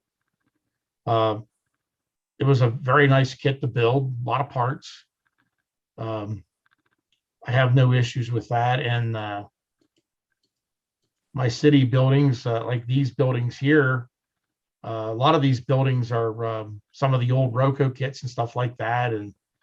And some of these are new, the Walthers stuff here. It's all weathered and done up and stuff. And it's very nice stuff. And even Woodland Scenics is coming out with a lot of buildings now that are very nice. I bought a few of those, and they got interiors in them. You hook the lights up to them, you're done. It kind of takes the fun out of modeling, but I mean, I know you guys on here looking at the presentations today, you like to build things, and a couple of friends of mine are the same way. I have a friend that has an HO layout that's beautiful, and he scratch builds a lot of things. A lot of his buildings are kit bashed or scratch built. I don't have the time to do that. I'm going to get up at 4:30 in the morning, and I'm going to drive 70 miles west Altoona to run a train all day long. Then come back home. By the time you come back home and eat supper, it's time to unwind and go back to bed and do it again tomorrow. So and then my weekends are kind of, trying to catch up on other things, mow the grass and things like that. But again, I'm a one-man gang here. I have a few friends that come around, and we enjoy running trains, and that's probably about it at that point. But again, I'm looking at this picture right now of your city. That's absolutely beautiful. And the way that you handled the photography of the buildings and lit the buildings and constructed them and so forth, I think that's just, a lot of people in different scales could do the same kind of thing. Well, it's something that I haven't heard before. Well, after I did this with the buildings, about 6 or 8 months, maybe a year after I did this, there's a guy in Model Railroader featured an HO layout, did the exact same thing I did, Hmm. using basically my same techniques. And no problem with it. I mean, I'm not mad about it or anything like that, because it's great that I get to share this. And if other guys like to do it, it's great. And a friend of mine that would come over here a lot, he says, I think you're doing something you're not going to be able to achieve.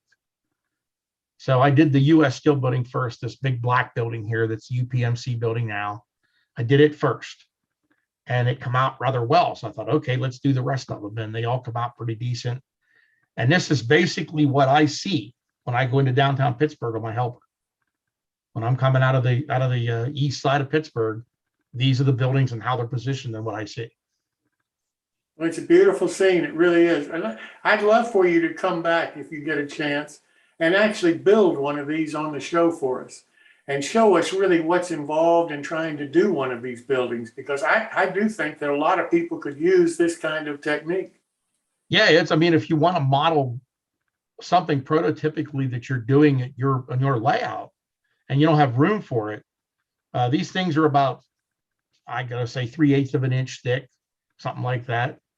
They're not quite a 1/2 inch thick, but they look very three-dimensional, and you look at it, it looks like they're almost freestanding structures, but they're not.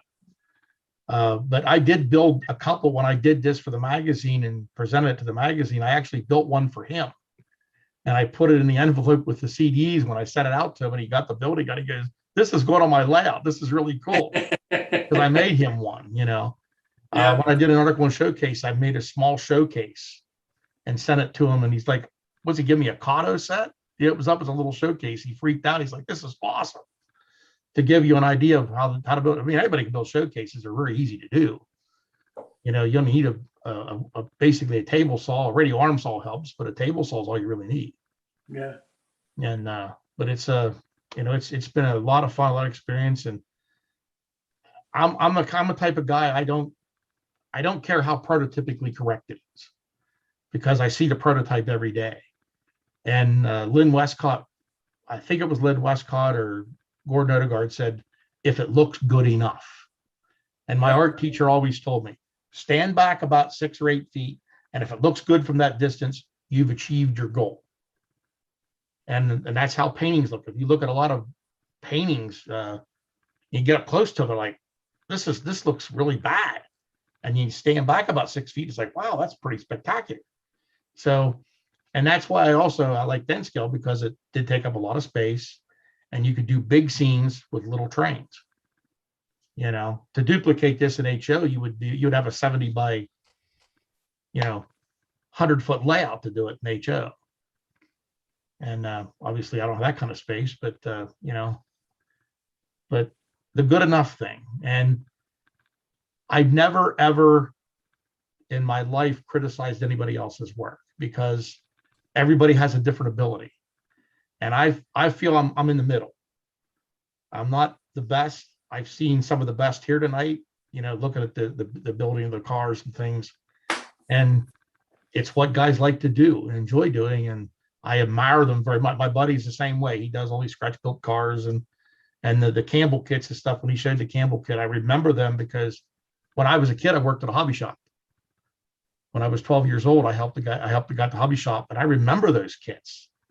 And I'd open them up, look at them, and put the lid back on and put it back on the shelf. It's like, there ain't no way I'm even going to tackle something like that. But I've seen guys do it, and they're beautiful, and that's just awesome. To see guys do the modeling work. But I try my best and try to present it the best way I can. But Well, you give some thought to it, because I'd really love for you to come back on the show and actually Okay.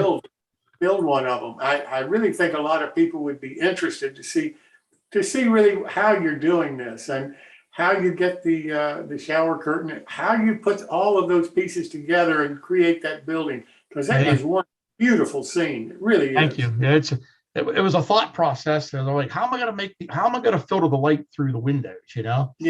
And I was taking a shower in the shower, and I looked at the shower curtain. I'm like, my wife's name's Becky. I said, Becky, do you have any more shower curtains handy? Yeah, why? I said, I need one. So she gets it out, she gives it to me. I rip it apart and I start cutting. She goes, "What are you doing?" I said, "I got an idea." And when I put it on the back and it filtered light, I'm like, perfect. Here it is. It works just great. And the LEDs are just, and I did an article for the magazine for Kirk Ready when I did this scene. And I specifically said LEDs. Do not use grain of wheat bulbs or light bulbs because you will have the fire department there after a bit because you're inside a paper. And I know guys will probably maybe try that, but LEDs is just a great invention. Hey, Todd, my name is Clark Kooning, and I'm a Nscaler from way back like you. Your pictures when you were younger, I think I have those exact pictures, except for I was in a crawl space of a back split. Oh my. But I had the whole cross space. Fantastic looking railroad. Now, do you use all NixTrainz couplers? Do you body mount them or just strictly? No, I actually have both. Okay. My philosophy is when you buy a car, you track it first. If it's got NixTrainz couplers and trucks on it, I don't bother with anything. Right. Other manufacturers and stuff, if the car works and it doesn't give me any problems, I leave it alone. Right. But there are some things, and I don't want to bash anybody, but there are some manufacturers or trucks just aren't as good as NixTrainz. And I know I'm going to have failures. Yeah, totally agree. I don't like failures. So NixTrainz, in my opinion, are the best. And I change everything over to them. Yeah, that's I've tested wheels for NixTrainz. I've tested couplers for them. I've tested new couplers for Atlas that they're going to put on their cars. And they're very well. They're very NixTrainz similar. Yeah. And they work very well. I was very, very surprised at them. Yeah. Do you dabble anything with the T-Track? No, I don't. I'm not really involved in any clubs because there's nobody around here.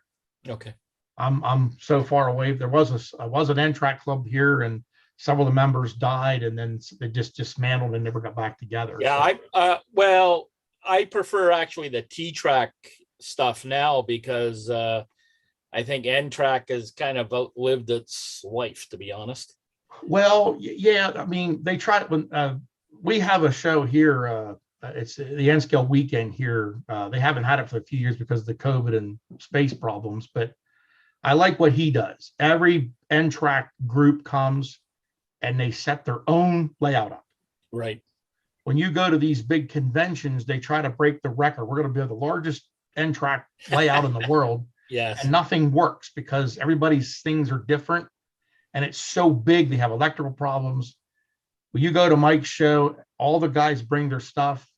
Some of the modules and most of the modules are spectacular. Yeah. And they're really, and they run trains. You see trains running on them because they're smaller. Yeah. That's hey, what do you think the Burpo beer car is worth from NixTrainz? Oh, about $80 to $100. I was hoping it was more, but I actually have 3 of them. Yeah. And I actually paid $65 for one of them because I didn't have it. And then I found 2 more. I bought one for $10 brand new in the box. I had 3 and a guy asked me if he could see it. I was actually running one. And the guy actually seen it and he swapped me out with the second version of it.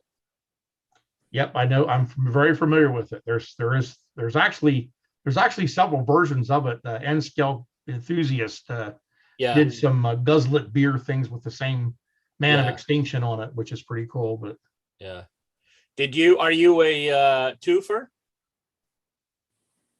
Do you buy one NixTrainz for the shelf and one for the layout, or? Sometimes if it's a modern car or it's a graffiti collector car, I'll buy both. I'll buy 2, one for layout, one for the shelf. Yeah, right. I do that. But I try not to duplicate too much because I'm out of room. I mean, when you have 3,400 cars on your layout, it's most people don't have 3,300 cars, and but it's I don't drink, I don't smoke, I don't chew, I don't go hunting and fishing. I make the wife happy and then I make me happy. Well, I'm with you except for one about the fishing part, but that's okay. Well, again, I used to fish and hunt when my dad was living. When he got sick and then we couldn't go anymore, I kind of just lost interest in that. So Yeah. All right. Well, fantastic layout and very well done. And I try. There's a group, sort of Chicago, well, I should say Chicago, Milwaukee area called Modu Track, and Bill I've heard Denton. I've heard of that. Yeah, but Bill Dent, yes, I'm Yeah. friends with him on Facebook, and Yeah, I've chatted with him quite a few times. Yeah. I've run on their layout, and one of their slogans is "better modeling through peer pressure." That could be very true, because I have seen some of the most spectacular layouts in my life over my years, and believe me, mine's not near what theirs are, in my opinion. Oh but, no, you don't have to compare your layout. It's fantastic. I certainly appreciate that. And I mean, I've run with those guys. I'm in Northern Ontario, but I have met all those Motrack guy or Modutrack guys for years, and know our buddy at Fox Valley and so forth. So Yeah, Matt Fox. Matt's Matt a great guy. Yeah, he is a great, fantastic guy. Yeah. We sat together at the conventions and and what have you, because I have all his modern cars. I have all his high-cube box cars on the layout. Yeah. And quite a few of his engines. Hey, I didn't hear you say you had the Rapido Canadian. The Rapido, no, I do not. Yet. All right. I have some connections if you want to give me a show. Okay. But no, excellent layouts. And I think one of the things that people like Jim was kind of surprised, but I think people have to give Nscale a good look to what it is today. It's not what you thought it was in 1968. No. Are you familiar with the Toy Train Operator Society? Yes. Okay. We had them here. It's been probably 10 years or so. They came here in a bus. They were in Altoona. They had a convention in Altoona, and they wanted to come to see the layout. And we were people all over the United States, and there was like 40 of them. And the one guy came down the steps and looked, he goes, "Oh, this is the little stuff." And then he looked at me and kind of like put his foot in his mouth. I said, "Just give it a chance." Yeah.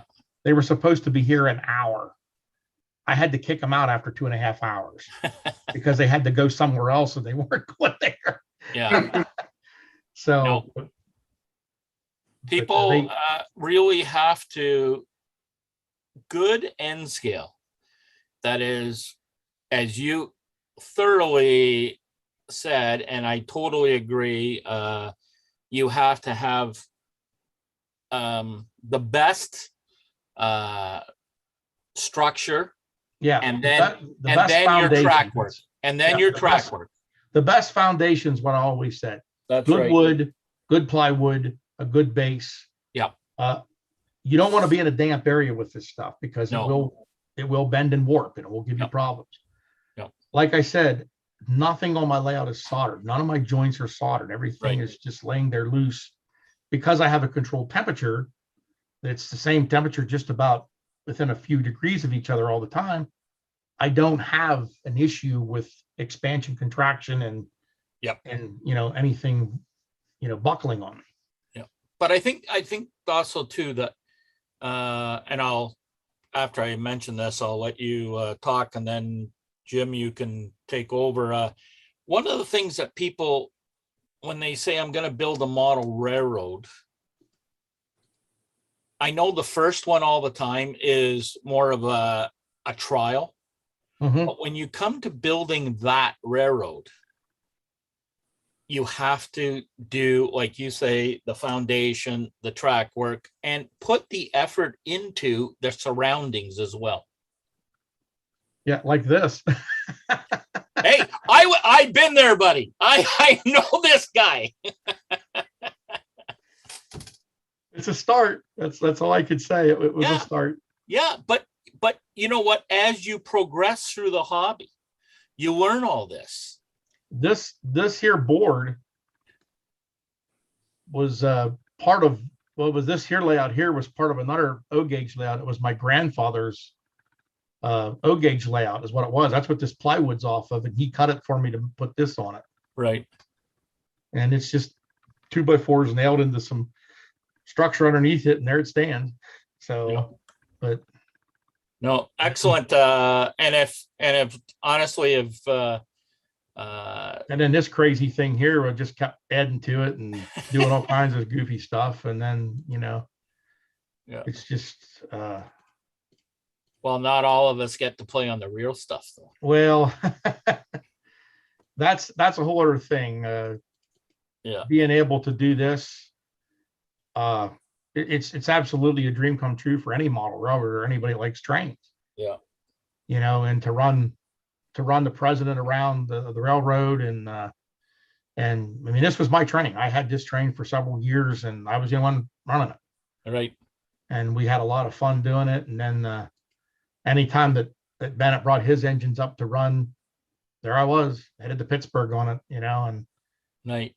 it was just so much fun to be in something that was built in the 1950s, still running in the 2000s, late 2000s, Yeah. Yeah. So it was an honor and privilege to do that and to do things that I never thought when I was growing up I'd ever be doing this, and it's what I wanted to do. And then have this experience to run the steam engines. It's like, Yeah. if you had told me this 40 years ago, I told you you're crazy. But, I did it and it's been a lot of fun. Hey, go back to that one picture. Are you still under warranty? No. Those engines are gone, unfortunately. They sold them all. They wore out. They wore their welcome out and they sold them all. I remember when these were new. I was pretty new in the railroad, and the first one come out of the shop at Juniata, and we stopped and I went over and took pictures of it. Yeah, neat. Left Altoona. So All right. Very good. Well, thank you very much for sharing, and I Yep, hope you come thank back. you. And Jim, go ahead. Todd, let me ask you a question. yes. I keep hearing about all these models that are being produced in Nscale in Japan. Mhm. I mean, are they higher quality? I mean, Yes. where? Yes, anything made under the Kato name, and that's Kato, not Kato. It's Kato. He will correct you if you meet him in person. His stuff is absolutely the top of the line in Nscale. They make all of the bullet trains that run in Japan. They make a lot of other. They make some European things. They make the TGVs. They make those, and they're just absolutely the best quality that you will find anywhere. The Atlas stuff that's being made in China is very good. It's very good, but Kato's just that much better. It's like a Microtrains car. The Microtrains car is just that much better than the rest of the pack. The cars are very well quality made. You put them on a track, they run. You don't do anything with them. They work. Now they're not cheap, but nothing's getting cheap anymore. But I would sooner have 10 good running Kato engines than 25 poorly running engines, any day of the week. Yeah. So, and the same way with cars. If you get 10 Kato engines and 50 Microtrains cars, you're going to be happy. And if your track's laid correctly and laid good, you're going to be a happy model railroad. And So really what I'm taking away from this is that Inscale today is just as trouble-free as O-Scale is. Yes, pretty much so. It really, really is. And again, the foundation, like Clark said, the foundation is what you have to have. If you have a good foundation and a good road bed, I see guys using particle board, the wafer board that some people call it. Yeah. Not a good, if you're doing O gauge or S gauge, you can get away with it. HO, maybe. Nscale, no way. You're fooling yourself. And because the wafer board is so uneven, unless you run it through a mill or you sand it, or you put putty on it to keep everything level, you're just wasting your time. Yeah. Go buy a good indoor grade piece of furniture plywood and mount your stuff on, and you will be a very, very happy model railroad. I mean, the sheets of plywood I bought back 17 years ago for $45 a piece. And I bought 12 sheets of it, because I wanted something that's going to work. And as a result, I have zero issues 17 years later. And that's what really it's all about. Well, I'll tell you, hearing you talk and seeing your model railroad has convinced me. I tried Nscale back in the early 60s, mid 60s, Mm-hmm. and I had all kinds of operating problems and I just gave up. So when I saw a picture of your yard, that's the first picture of your railroad I saw. Mm-hmm. I thought, I have got to talk to this man. I've got to find out what is so great about Nscale today that he is creating this level of modeling in Nscale. Mm-hmm. Because and I think it's fascinating. I really do. And I can't thank you enough for being here tonight. Does anybody else appreciate the invite? Does anybody else have any questions for Todd? Hey, I have a comment, Todd. I've been in Inscale probably about as long as you have. And I'm kind of amazed at what you can accomplish and how quick you can accomplish it. I have a friend that came to see your layout not too long ago by the name of Roy Smith. I think probably you remember. Well, Roy and I were high school classmates and as well as at college at Penn State. And wow, we kind of got together a little bit and collaborated on his layout. I actually, if you've ever seen it, you probably have. His station building there is one that I made for him. Really? Using cardstock and paper. Is that the Green River Station? Yeah, that's the Green River That's Station. fantastic structure. And I made it from scratch, basically using a lot of the same techniques that I demonstrated on this show a couple months ago. And it turned out very nice. But one of these days, I'd like to come down and see your layout. You're certainly welcome to. The welcome mat is open for anybody that wants to come. We don't turn anybody away. And what you see here in this picture is my workbench is a fold up table underneath the layout because I have no place to do that. So I try to keep it cleaned up all the time because I don't know who's going to show up. Yeah. And now that I've become friends with the people, these Broad Top, they're bringing people here now. We toured the Standard Steel back in 2011. When I hosted the Nscale convention here in 2011, the Hershey convention, we had about 180 people come here on the buses. And we had a lot of fun with that. Well, then when the Japanese bought the Standard Steel here, they found out about it. They wanted to come and see it.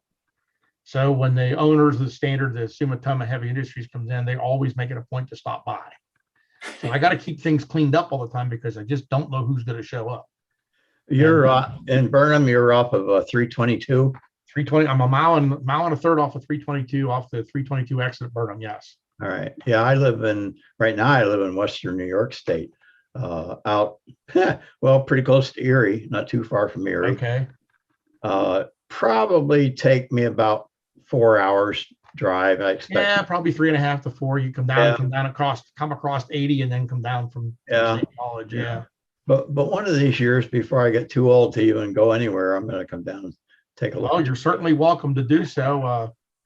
If you would like to, anytime you want to contact me, either through Facebook or email or whatever, you're welcome to do so. And I know Roy's coming back at some point. He's been here twice. And well, with him living in Panama, I think it's going to be kind of tough. Yeah, it's everything shut down right now with the COVID stuff. But when he gets back to see his mother, he'll say, "I'm coming." So I'm sure he'll be here. So he typically comes to the States about twice a year. Yeah. But the COVID pandemic really put kind of a kibosh to it. Yes.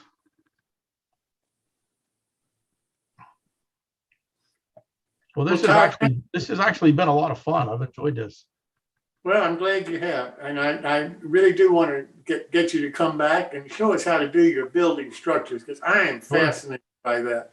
I think that is a beautiful scene you created. Innovation does a lot of things. If you look at these two tanks here. Yeah. I needed two tanks to look like the ones at Enola, the real Enola yard at Harrisburg. I looked everywhere. I looked different things, nothing matched. So one day I was sitting there looking at my LGB car, my tank car, and I held it up. I thought, what if I cut this thing in half and I could make 2 tanks? So when I went to Timonium to the train meet in Baltimore, a friend of mine was down there. He had a junk one with parts missing. He wanted like $10 for it. I said, I'll buy this. He goes, it's got parts missing. I don't care. I'm not using it for a tank car anyway. I actually did an article for Kirk Reddy on this. I took the pictures as I was doing it and showed what I did. And that's an LGB tank car, 2 pieces upside down to make 2 tanks. And I just made my own Conrail decals for on it. And it come out pretty decent. It actually looks pretty good. Looks good to me, I'll tell you. Yeah. So, because the tanks that were big, they were big tanks. So, All right. if you look, Well, if you listen, look, right here's an Athearn big boy sitting here. We pulled 145 cars with that around the layout. Jeez. Yeah. So that's how good this stuff. That's an Athearn big boy is what it is, and it's superb model. Well, I'm gonna do my best I can to get you back and show us how to do those structures. So I'm gonna send you an Okay. email. We'll work out a time for you to come back, because I really have enjoyed this, and I hope other people have. And most of all, I hope people see what's possible and what's capable of being able to be achieved right now in Inscale. Yeah. Because I'm amazed. It's just a totally different kind of a situation than I remember back in the 60s when I was trying to get involved with it. Well, it's like you go back to this. Well, like this case here. This is the Orford stuff. This is what you dealt with back in the 60s. Yeah. You know, it was Rapido, and then And it was tough modeling. And for me, it was Yeah. tough. Just and this trying stuff. There's nothing in this picture except for these cars right here that are prototypically correct. Yeah. Everything else in this picture, these box cars, the engines themselves are out of scale. They don't run very well. European cars with American prototype names on them. And some of these are very rare. They're very hard to find. You don't find them. Yeah. And then even some of these engines, like the Canadian National and the Canadian Pacific isn't in this picture. This is an older picture, but those things are super hard to find. And it's like back here in this. Well, I dare say a lot of people like me. I used to throw the stuff away. When I got out of Inscale, I didn't try to sell it. I just threw it away. Yeah, well, that's what happened to a lot of things, and because of it, now people are collecting. It's rare, like the Canadian Pacific engine and this Canadian National engine, and this is Lone Star. These engines are very hard to find, and if you find one in mint condition, these are in fair condition. They're not mint. I have a couple dummies that are actually in mint condition that are worth more than the powered. But you'll pay $700-800 for one of these if you want it in mint condition. It's insane. It's just, and these little trucks like the orange and green one, common. If you're showing pictures, we're not actually seeing them, are we? Yeah. I hope so. Yeah, you can see them here. Oh, I'm seeing them from Australia. Yeah. I'm not. That's odd. Okay. Todd, Well, John Garrity, Australia. Yes. Lone Star. Are they the rubber band drives? Yes, Lone they Star? are. Yes, Yep. they're rubber band drives. They only make 2 And- locomotives with rubber band. Well, they made several, but they made 2 American models. The F unit that you see here, and they also made a steam engine, which is right here with the tenders right here at the top. And they actually the tender itself is driven rubber band pushing the steam locomotive along. These steam locomotives here, every one of these are different. You may not think so, but there's one with black bottom, black wheels, black bottom, red wheels, red bottom, black wheels, red bottom, red wheels. One has a number, one has a crest on it from England. But these were eventually made push toys, and they were sold in packages for push toys, and they sold for like 15-20 cents. Yeah. You know? I had the blue steam loco as a push toy. Yeah. Okay. Yes. That there. I didn't have a picture of that on here, but they did do a 7mm push toy earlier. but you had this one here, or was yeah, it the but- early? Or was it an English version? They did a couple English versions of push toys in the steam locomotives and the 7mm with the metal track. To be honest, I thought it looked more like a Penske K4, but rather than It was, an well, English, it would have been pretty. It would have been pretty close to Penske K4. You are correct. It was probably the Princess engine that they had over there in England, yeah, and it was blue. I have all the. I don't have a picture of that on here, but I do have all of those too. I'm only missing, that I know of in the world, 3 pieces of Lone Star. And the only reason I know that is the guy that wrote the book on Lone Star from the Netherlands was here in my basement. And we went through his book and we found out I'm only missing 3 pieces out of the whole book. you've done And very those 3 well. pieces will probably cost me as much as the rest of the collection's worth. Yeah, well, I had the bridge and the set of bridge ramps as well. Yes, well, that's, I think I have a picture of that right here. Yep, that's There's your- them. There's your bridges, and they were die cast, and the little interlocking towers. And they also, Montgomery Ward, they made what's called a Gulliver County series things, and the buildings were made of rubber. They were actually vulcanized rubber, and you had to put them in the oven on low heat to get them to, like, the base to flatten out, so they laid flat. Very, very, very, very poor buildings, but I have the collection of those too. I actually have a coffee table in the living room that has a layout in it. I was going to put a picture in here and I didn't. But I'm going to do a Lone Star layout in that. I think I had the signal box as well. Yeah, these are, if you notice, this one doesn't have white around the windows. This one does. And then these signals, one's a distant signal, one's a home signal. Yes. And then the little picket fences and the crossing gates and the people and stuff. I have a platform to this too that has lights on it. That's kind of rare, but I just built this little shadow box just to kind of put this stuff in to give people an idea of what's available, what was there. Yeah. Well, thanks very much for bringing back some memories. Absolutely. I'm glad you appreciated it and enjoyed it. Yep. Thank you. Well, Todd, thank you so much for being here this night. I can't thank you enough. It's really been exciting for me. Good. And I really do appreciate it. I'm glad that you did enjoy it, and I hope everybody else did too. And I'll try to get back with you, and I'll put one of these buildings together for you. That's fantastic. I'll be in touch. Okay. Sounds good. Well, and listen, let me make a last comment here. It's hard for me to find Nscalers that want to come on the show. I don't know why. But I'd like to be able to have more Nscalers come on the show and talk about the modeling that they're doing in Inscale. It doesn't have to necessarily be scratch building or anything like that. I would just like to know what's happening in the various scales in the hobby. This isn't just for O scale. It's not just for S scale or HO. Inscale, I think, is important. And if Todd is right, it may become one of the most important scales in the future. So if any of you are interested in being on the show and talking about what you're doing in Inscale, please let me know, because I really would like to have more people come on and talk about it, maybe from a different perspective than Todd has tonight, but try to give us some indication of what modeling is being done in Inscale. So that's my speech for this evening. I appreciate everybody being here tonight. Next time, we've got a great show, I think. We've got Martin Breckville coming back for his build along. We've got Jim Murphy and Bill Davis coming back for theirs. Chris Blackmar is going to be back with his exciting kind of modeling. And Andy Kinney's going to be back with one of his Andy Ops corners, because he's been absent for a while. And our featured modeler is going to be from Motrack, Jeff Adams, and the 4 modelers that are going to be building his kit.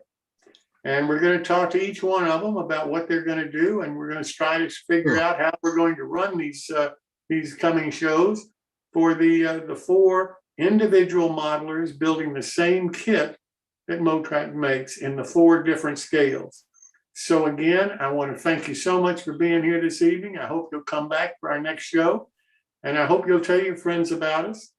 And any suggestions you have for future shows, please send me an email or give me a telephone call. And with that said, I'd like to turn this over to Clark Cooning for our after show. Thanks again for being here. Clark, it's all yours. Well, I don't know if that's good or bad. Hey, how are you, everybody? We're going to do the after show, and it's going to be recorded. So usually what we do on this sort of after, the modelers and the people who are involved on the Zoom sometimes come into the program here, and we just start talking. It doesn't really have to matter about the topic. It might be just a topic you have a question on. It could be have a topic about what we saw tonight. And certainly as an Nscaler, I was really impressed by Todd's presentation and the other presentations tonight. I thought Martin and Jim did a fantastic job on their presentations as well. So we'll open it up to the floor. Now, is anybody here maybe for the first time? We always like to get the first timers to say hello. Anybody here for the first time? Ah, there's a wave. Sir, you can unmute and tell us who you are and what you're modeling in.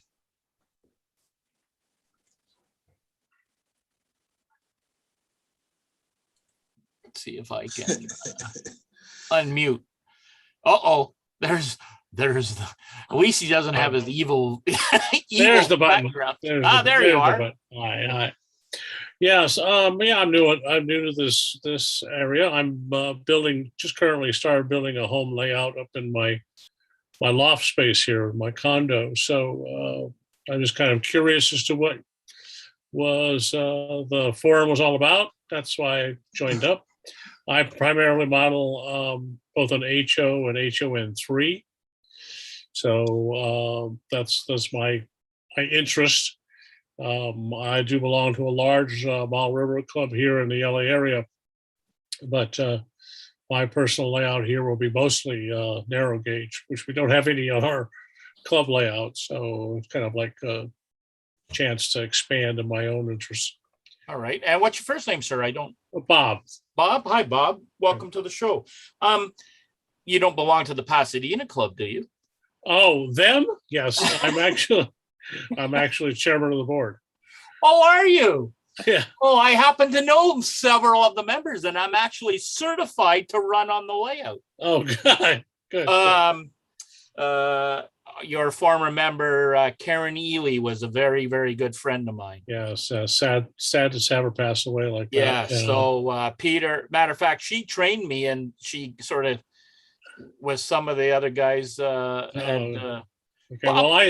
Bob, you don't run the yard down below, do you? That's not you. No. I actually usually run. Well, lately I've been running the Your branch. We call it McSweeney.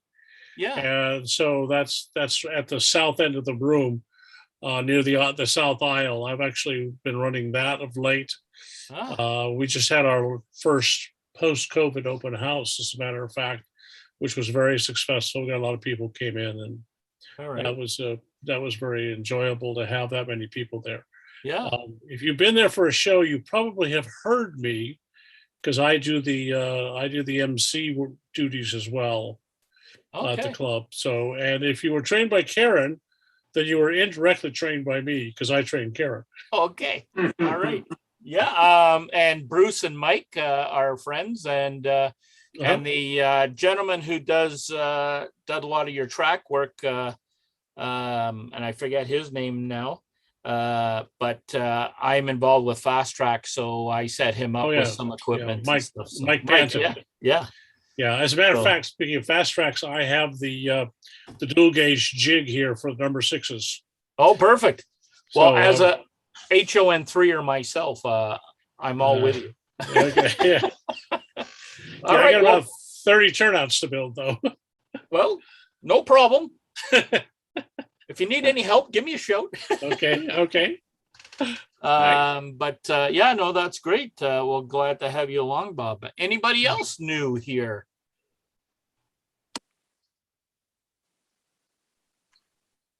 Martin, you're not new. All right. Anybody else want to just jump in? What did you all think about the Nscale tonight? Being a no scaler, I was very impressed. I was blown away with a yard with 3,200 cars.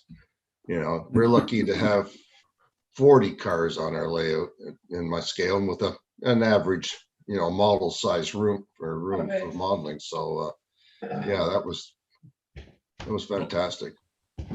I wish I had the kind of money that Todd has wrapped up in his layouts on his cars. I was thinking about that, but that's only money. Yeah, it's only money. I thought the interesting perspective, I put this in the chat. You know, you have to remember that the ratios here are interesting. So, you know, if you assume that N has a volume of 1, HO is 6.25, and O is 52. So that means you can put 52 times as much stuff in a volumetric space in N as you can in O. Now, Right. clearly, so if you think about that yard, think about how much room you would have to do that yard in O scale. Tremendous amount. And so I think it's interesting that from a modeler perspective, the width of your rails is inversely proportional to the scale you choose. Right? So if you choose narrow gauge, you can go to a larger scale. But within that, you kind of are, if you want to do modern railroading, you've got a certain space, you end up coming to the conclusion that N's the only way you can do an effective model. Right. What surprises me is that there aren't more manufacturers who have offered up buildings and kits and everything in Nscale like they have in HO. You go into any of the online stores, which you almost have to because there aren't many hobby shops around, and you'll see 20 times more HO stuff than you will N. Of course, the O scalers are even worse off, but the manufacturers anymore seem to have really lost sight of the fact that that you can do a lot more with Nscale, and the quality is so much better now. Jim, you're going back to the 1960s and 70s, and yeah, you bought an Nscale engine back then, and you're lucky if you get it to run 3 feet down the track. But the stuff they're coming out with today is just amazing. You'd have to see a scale trains locomotive in Nscale and be absolutely blown away by the amount of detail and the running qualities and the operating qualities that today's equipment has. And you'd be really amazed. I'll have to put together something on my layout and show you some of the stuff that I have. And nowhere near. I really wish you would, because I'm convinced that part of the problem with Inscale today,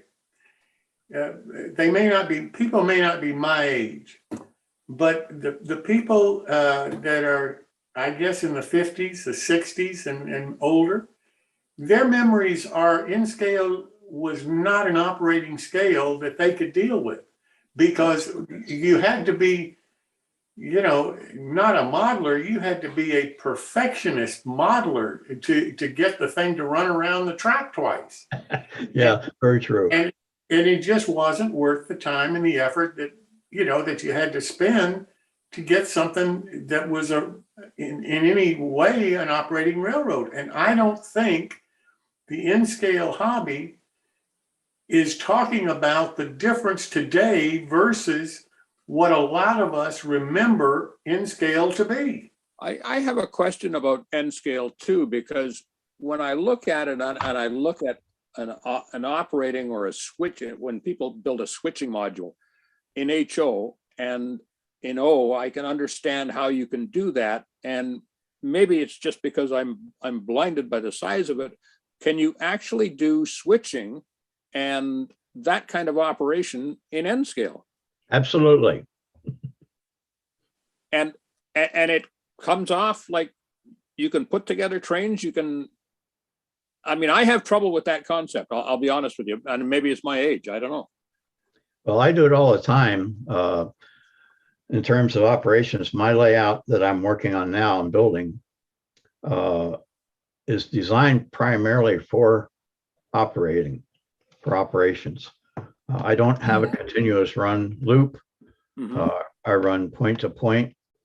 My biggest feature is prototypical switching into industries that are, most of them are on the actual railroad that I'm modeling, which is the Reading and Northern in Eastern Pennsylvania. Can I ask a question about that? I mean, do you do that in the same idea that you would use remote control switch or like uncouplers and that kind of thing, No. or is it manual or? No, everything is manual. I throw my switches manually. I couple and uncouple my cars manually. Cars are uncoupled by using a pick that goes down into microtrains couplers. Just put a pick in it. Yeah, I mean, that's pretty standard too, a lot of times in HO. And I just wondered, so the couplers will actually work the same way then, in a sense. Oh, yeah, yeah. I found really that trying to do it with magnets using the microtrains couplers or magnetic couplers. Yeah. I chose not to use that because I found that a lot of times I have false uncouplings, especially if I had a magnet under the main line and it was a place where maybe the train went over a rise and back down, and you get a bunching and a slacking in the cars. They don't couple because that's all it takes is to get slack in your couplers and they'll come right apart. So I mean, I know that this is probably an ignorant question as far as like my own ignorance, but when you're actually doing an uncoupling, say in an Nscale switching operation, do you not run the risk of knocking the cars over, or do they move, or like? No, not if you're careful.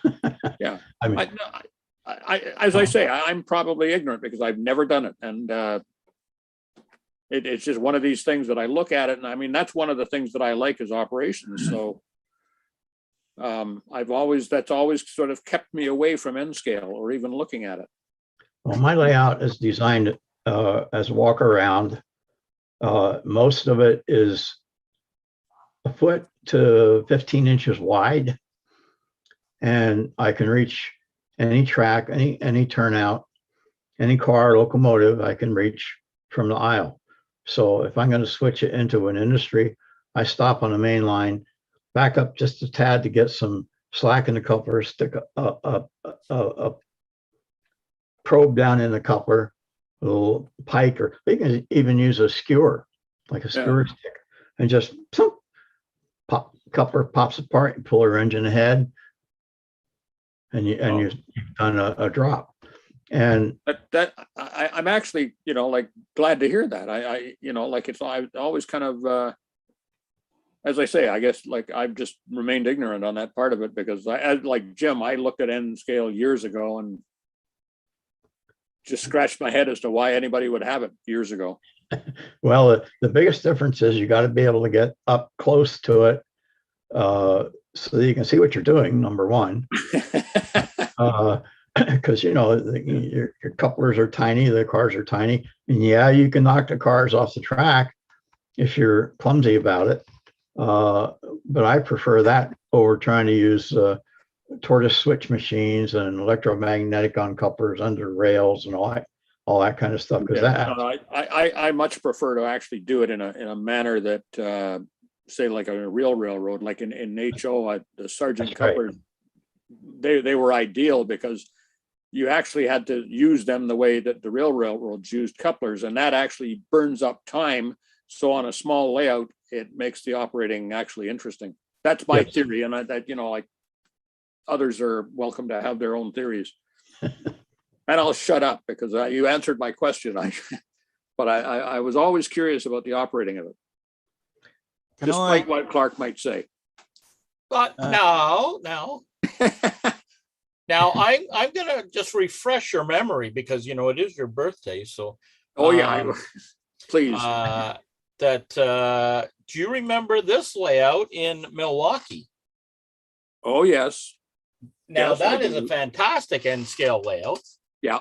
And he does operation. And I don't know if you remember, if you were there that night that we were there when he had a gang over to do operations. No, And- I missed that. So Yeah. that's why I've always been kind of curious about the operating in Nscale. That you know, that one's had always left me head scratching. I mean, I sold Nscale couplers and all the rest of it, and I worked with people trying to convert things.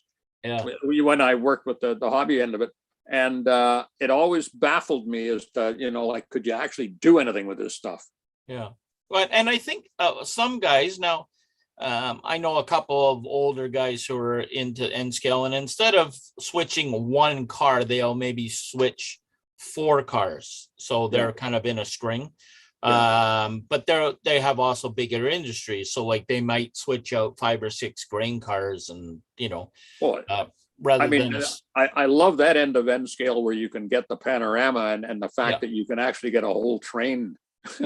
yeah, and that is the fantastic thing of Nscale. And you know, a lot of people say, well, you know, I think the details there, and actually it's amazing how your eye will trick you to believe that the detail is actually there. To a certain point. Yeah, that's kind of whereas when you look in O scale, you expect to see a nut bolt washer by a handrail because it should be there. Yeah. Where in N scale, your eye automatically goes, "Oh, I'm sure there's one there." But it is totally different today, as Dave said. You know, as you know, and with Steve and that were involved with the T-Track guys, and it is fantastic. I mean, that was an eye opener to me. But then Steve basically said they just run the trains around. So yeah, well, at a show, right? Yeah, at a show, that's what happens. But there's a lot of guys that do operations. So as Dave said, it is fascinating. It is fascinating. So yeah, I'm too far gone on the big stuff though. Yeah. Dave May, have you got audio? Do you want to jump in? I'm going to say no. Okay, Dave, thank you. Who else? Hey, Al, how are you tonight? You have to unmute. Well, if I want to talk, I do.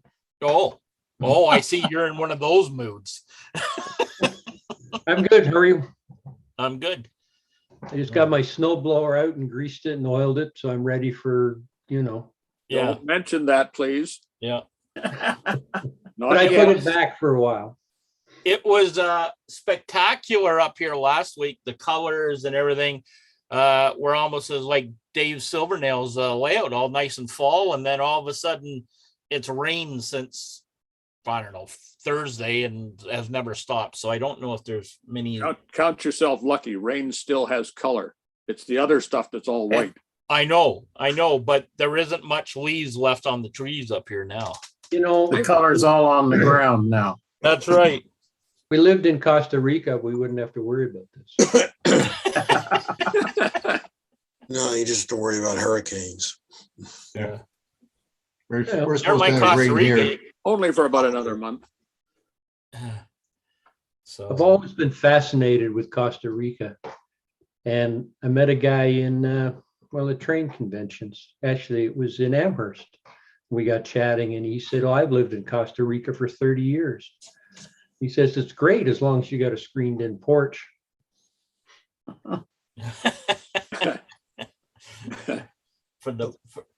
And people thought our spring was bad with mosquitoes. Do you get black flies that far up your way? Oh God, yeah. Yeah.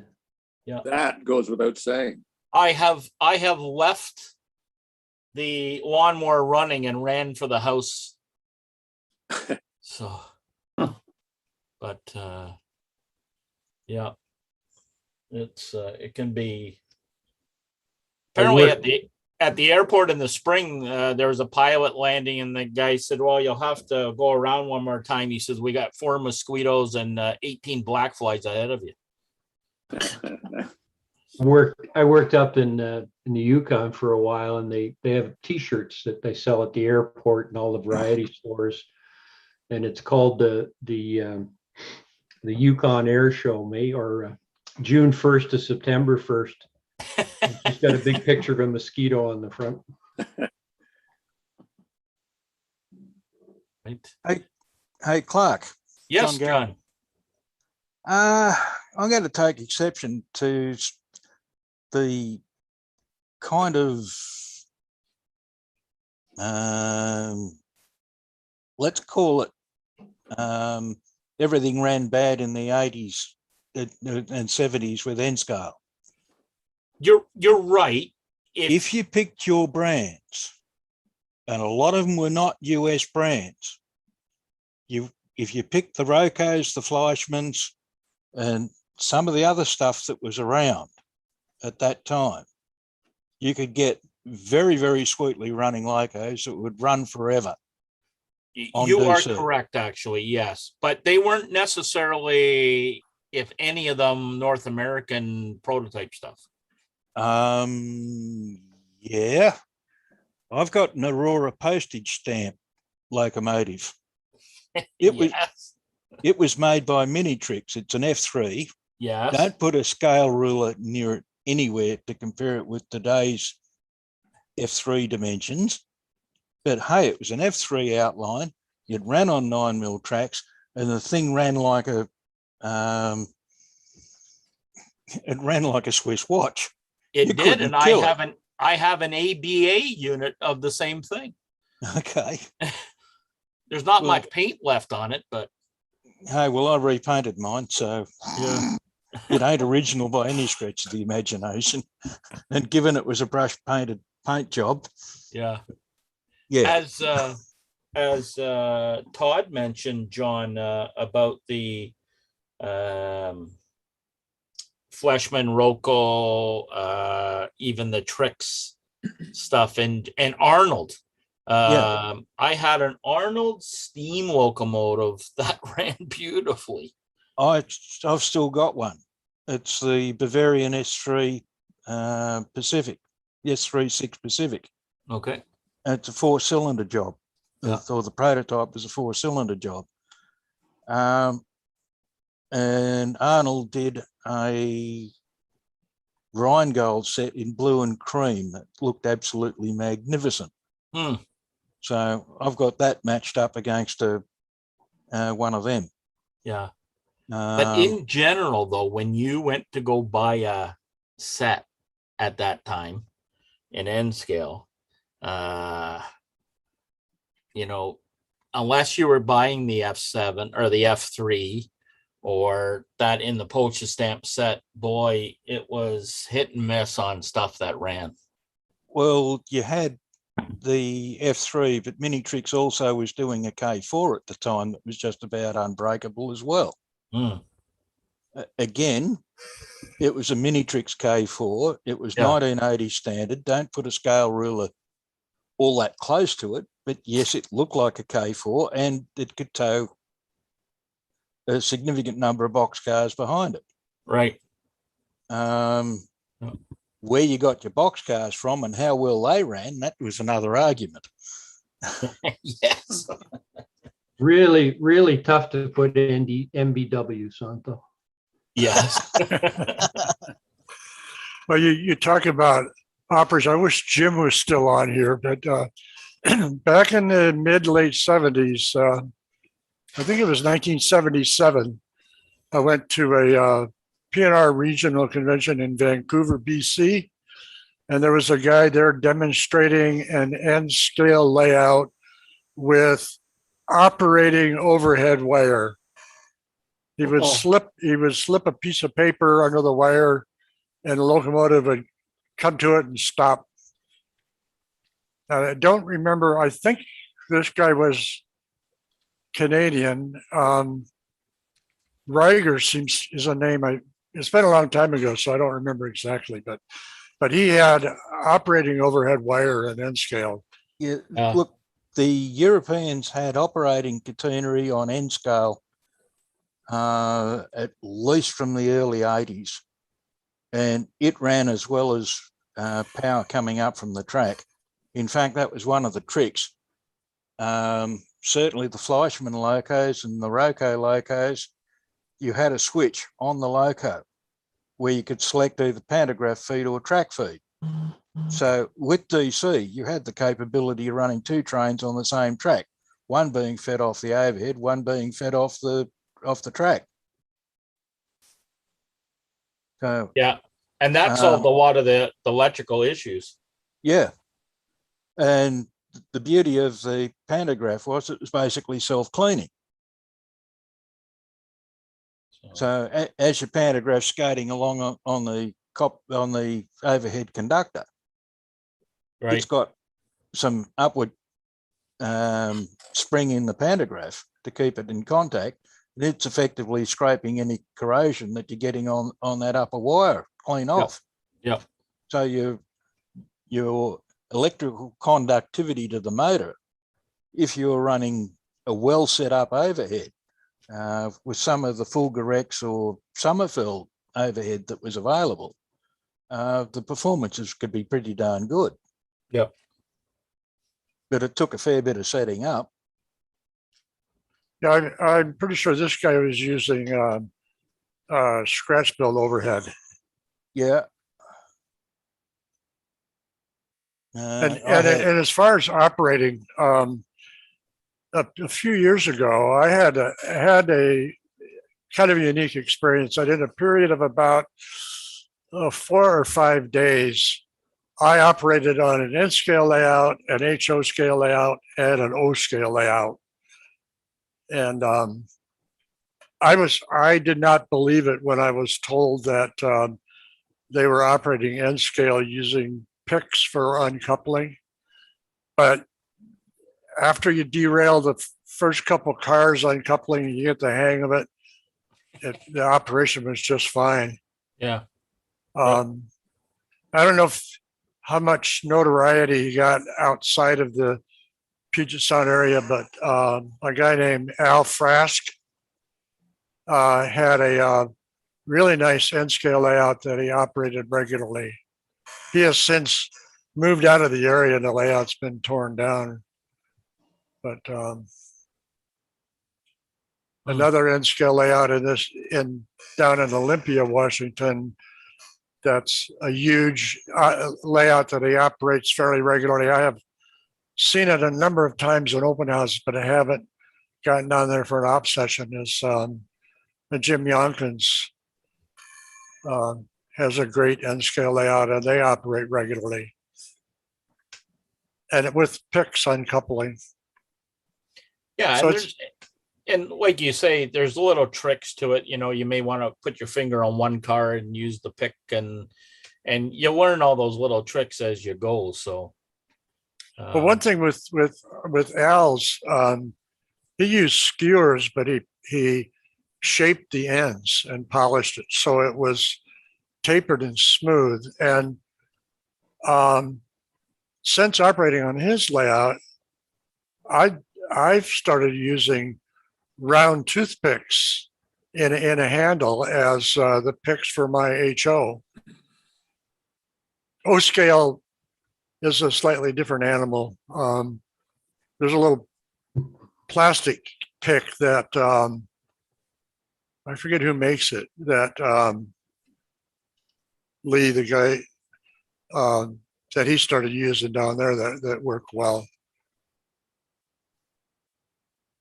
yeah, there's a lot of, and a lot of people don't spend enough time on their KDs when they install them to get them right. I think if people do that, you're going to find it so much easier to uncouple, whether using magnets or the picks.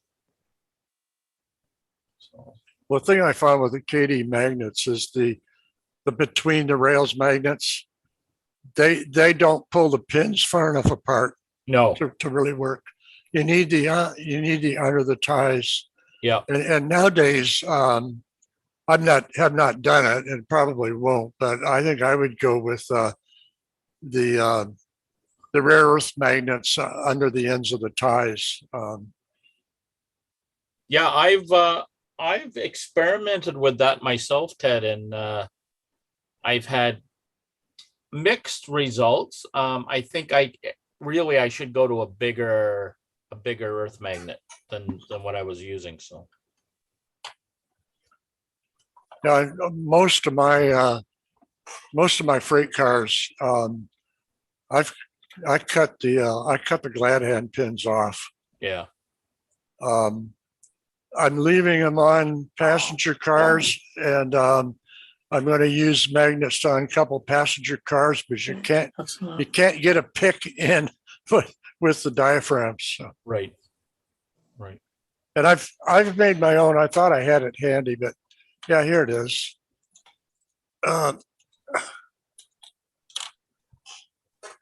I've made this. Oh yeah, yep. I copied it from the old Ricks. Right. And I use this for uncoupling the passenger cars. And I'm not doing routine switching. It's only while I'm making up a train or something that Sure. It's not a regular thing. And you can't uncouple by picking them up either, because the knuckle hits the bottom of the diaphragm. So Yeah. Hey, Todd, glad to see you came back. You can unmute yourself and join in if you'd like. And Bruce, you too. Bruce Crosby, if you want to jump in, say hello. Yeah, thanks. I just got back to see what was going on. I had to go get the lovely wife so she could get to bed, and I'm going to go to bed before long because 4:30 comes awfully early to go to work. So Yeah, I used to do that, but not so much anymore. I hated shift work. Yeah. We got some neat people on here, Todd, that very wide experience of jobs. Al here was a helicopter pilot, and I myself was a paramedic for over 34 years, and I know there's Larry was did a lot of stuff, and I know, Chris, you were in, I want to say, the military, right, Chris? Yep. See, I pay attention once in a while. So, Yes, sir. You sure do. I appreciate that. So, Mr. Todd, before you run off, yes, that was a hell of a switching yard you got. it keeps you busy. My household six came in, she looked at me and she utterly said, and I quote, "Fuck no." Hey, watch it. This is being recorded, this after show. You have to watch the language. Yes. Okay, Are we I'll past provide the half that hour yet? No, but we're going to get to it soon. I think I just switched the cars at the end of the track, not the center. Yeah. Yeah. Clark, that was my one screw for the month. I'll be a good boy. No, you're good. You're good. You go blame it on the glue. Question for Todd. I haven't opened it yet. Oh, John from Australia has got a question for you, Todd. Yes. Any of your early stuff from Europe, have you still got the original Arnold Rapido couplers on that, or did you swap them out for KDs or microtrons? All of my Arnold Rapido from the very first editions on all have the original couplers on. The only thing I put KDs on or microtrains was the some of the high cube box cars that they did that actually Walthers brought over, and I did some changing over to them because I run them on the layout. Yeah. And that, other than that, but my very first stuff is still all the original couplers, and even the horn hooks, the hook couplers, the metal hooks that they hooked. I had still it's all original. Okay, yeah. I got into Nscale probably late 70s. And there was virtually no Australian Nscale in existence at the time. So if you wanted Australian, you you kind of chose something that looked something like it, and then you bashed the living daylights out of it till it looked something like it did in Australia. Yeah. Ibertrin in Italy made a strange looking Alco that was kind of something like the stuff that was in Australia. Yeah, well, that's our 44 class. It's an Alco World Series, and yes, yeah, Spain ran them, Greece ran them, India ran them. They were quite a wide. We ran them on 2 gauges, standard gauge at 5'3". Yeah. So yeah, the Ibertrin stuff when it came out resonated with the Australian Nscale to the extent that they kind of did some kind of repainted Spanish wagons. Yes, they did, and there's somebody had one of the Ibertrin Alcos on there in an Australian paint scheme. I've got a fleet of about 8 of them. Yeah, and I ran it up on eBay and I didn't get it. Some of the stuff coming out in Nscale now in Australia is absolutely spectacular, but they're around about $300 Australian a locomotive. So, and it's all modern image stuff. Yeah, I knew it was. I knew they were doing a few things. I have a couple things, but it's just, Yeah. With what you've got, the last thing you need is Australian. Well, I try to have something. I try to have something from every country that's made. If it was made, I even have some Russian equipment. Okay. That was made by Pico in East Germany back in the 70s. Yeah. And they made a couple different paint schemes in the Russia locomotives, and I have those. Some of that they're very hard to find. Very hard. Some of those Pico locos run very well too. Yeah, believe it or not, I've actually ran these things, and they actually don't run bad. And they have a strange gearing system to them too. That's really weird. They got these big idler gears off the motor that run something on the truck, and then the truck spins back and forth on the idler. It's really a strange looking thing, but they do work. Okay, well, I'll stop tying up time. I'm going back to mute. All right, thanks, John. Anybody else have any questions, comments, overall? All right.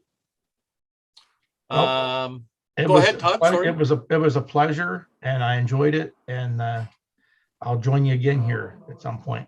Yeah, that'll be great. And I think the consensus were when you at the beginning was everybody was like, "Oh, I hope he shows us how to build those buildings." That was great. like I said, I had to go, and I just want to come back and see if things were going on yet. And yeah, we sort of do this after show now. This is the first time we're recording it. Usually we just chat, and then guys start falling by the wayside as they have to go to work the next day, or the retired guys still yak. Or if the sports comes on, then we have to leave. But you can tell who the sports guy is. But yeah, please come back and join in. And I'm a rubber gauger. I probably have enough Nscale to fill maybe half of one of your cases. But I have right from Z or Z scale to. Is there a scale made you don't have? Probably not. No. Well, then I fall on that line too, because I have some S gauge, I got some HO, I got some O, I got. Do you need any SN3? I have some SN3. I have about everything there is. Oh, well, see, this is why I like you. At some time or another, it fell into my lap, and I'm like, well, I can't get rid of it. So yeah. Sometimes she says to me, well, you should get rid of some of this stuff. I can't. I just can't do it. Yeah. I hear you. One of the things that you talked about, and when I do clinics and so forth, I always stress this about the foundation. I know some guys getting in the hobby go, well, I can't afford to do that, and I go, well, you're better off to afford it now, like you said, and only have like 4 really good engines and 20 cars than buying the $5 junk pieces. And it doesn't matter what scale. And sometimes I get ridiculed about it and go, well, I don't have money. Well, you're better off to save your money and buy the best stuff you can buy at the time. You know, there's truth to that, Clark, because one of the saddest things I ever Yes, saw was yes. a guy who had a basement full of junk. And I mean, literally junk, because none of it would run. Yeah. And he thought it was I mean, God help it, he was having fun. But I kept thinking to myself, like, how much more fun could he have had he bought something that actually ran? Yeah. Yeah. Todd, And it before you, is. oops, Todd, before you run off, my name is Yeah. Kenny Nomiya. I was wondering on that, what is it, a 50-something inch yard you have there? Mhm. How do you get to the other end when you got something on the ground? We don't put stuff on the ground, hopefully. And if we do, I have a heavy ruler with a piece of two-sided tape. I just reach over and pluck the car off if I have to, but I've only had to do that twice so So far. you use a lint roller? No, I have one of the Atlas track cleaning cars that actually has a vacuum on it.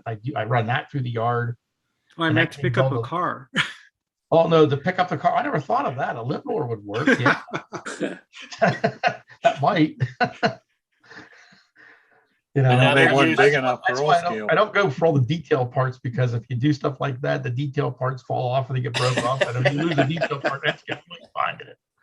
I don't care how hard you look, you ain't finding it. Well, I think, thank you very much, Todd, for joining us. I think for tonight, we're going to stop the after show live performance. Now we may continue on without the recording, and we'll go from there if any of you guys are still interested in yakking. I would love to yak, but it's time for bed. I hear you. I hear you. Okay. You got Thank it. you guys very much. You got to watch for Thank those you big for being green here. signals. Yep. Thank you. We'll see you again soon. Thanks, Todd. Enjoyed it. Thanks a lot. Amazing. All right, Ken, you can discontinue us. Okay, I'm trying to figure out how to turn off Earl's recording. Is he still there? Oh, no, he's not there. Oh, I wonder if I could just disconnect him. Probably. Oh, wait a minute. I got to get my hosting back. Maybe that's the problem.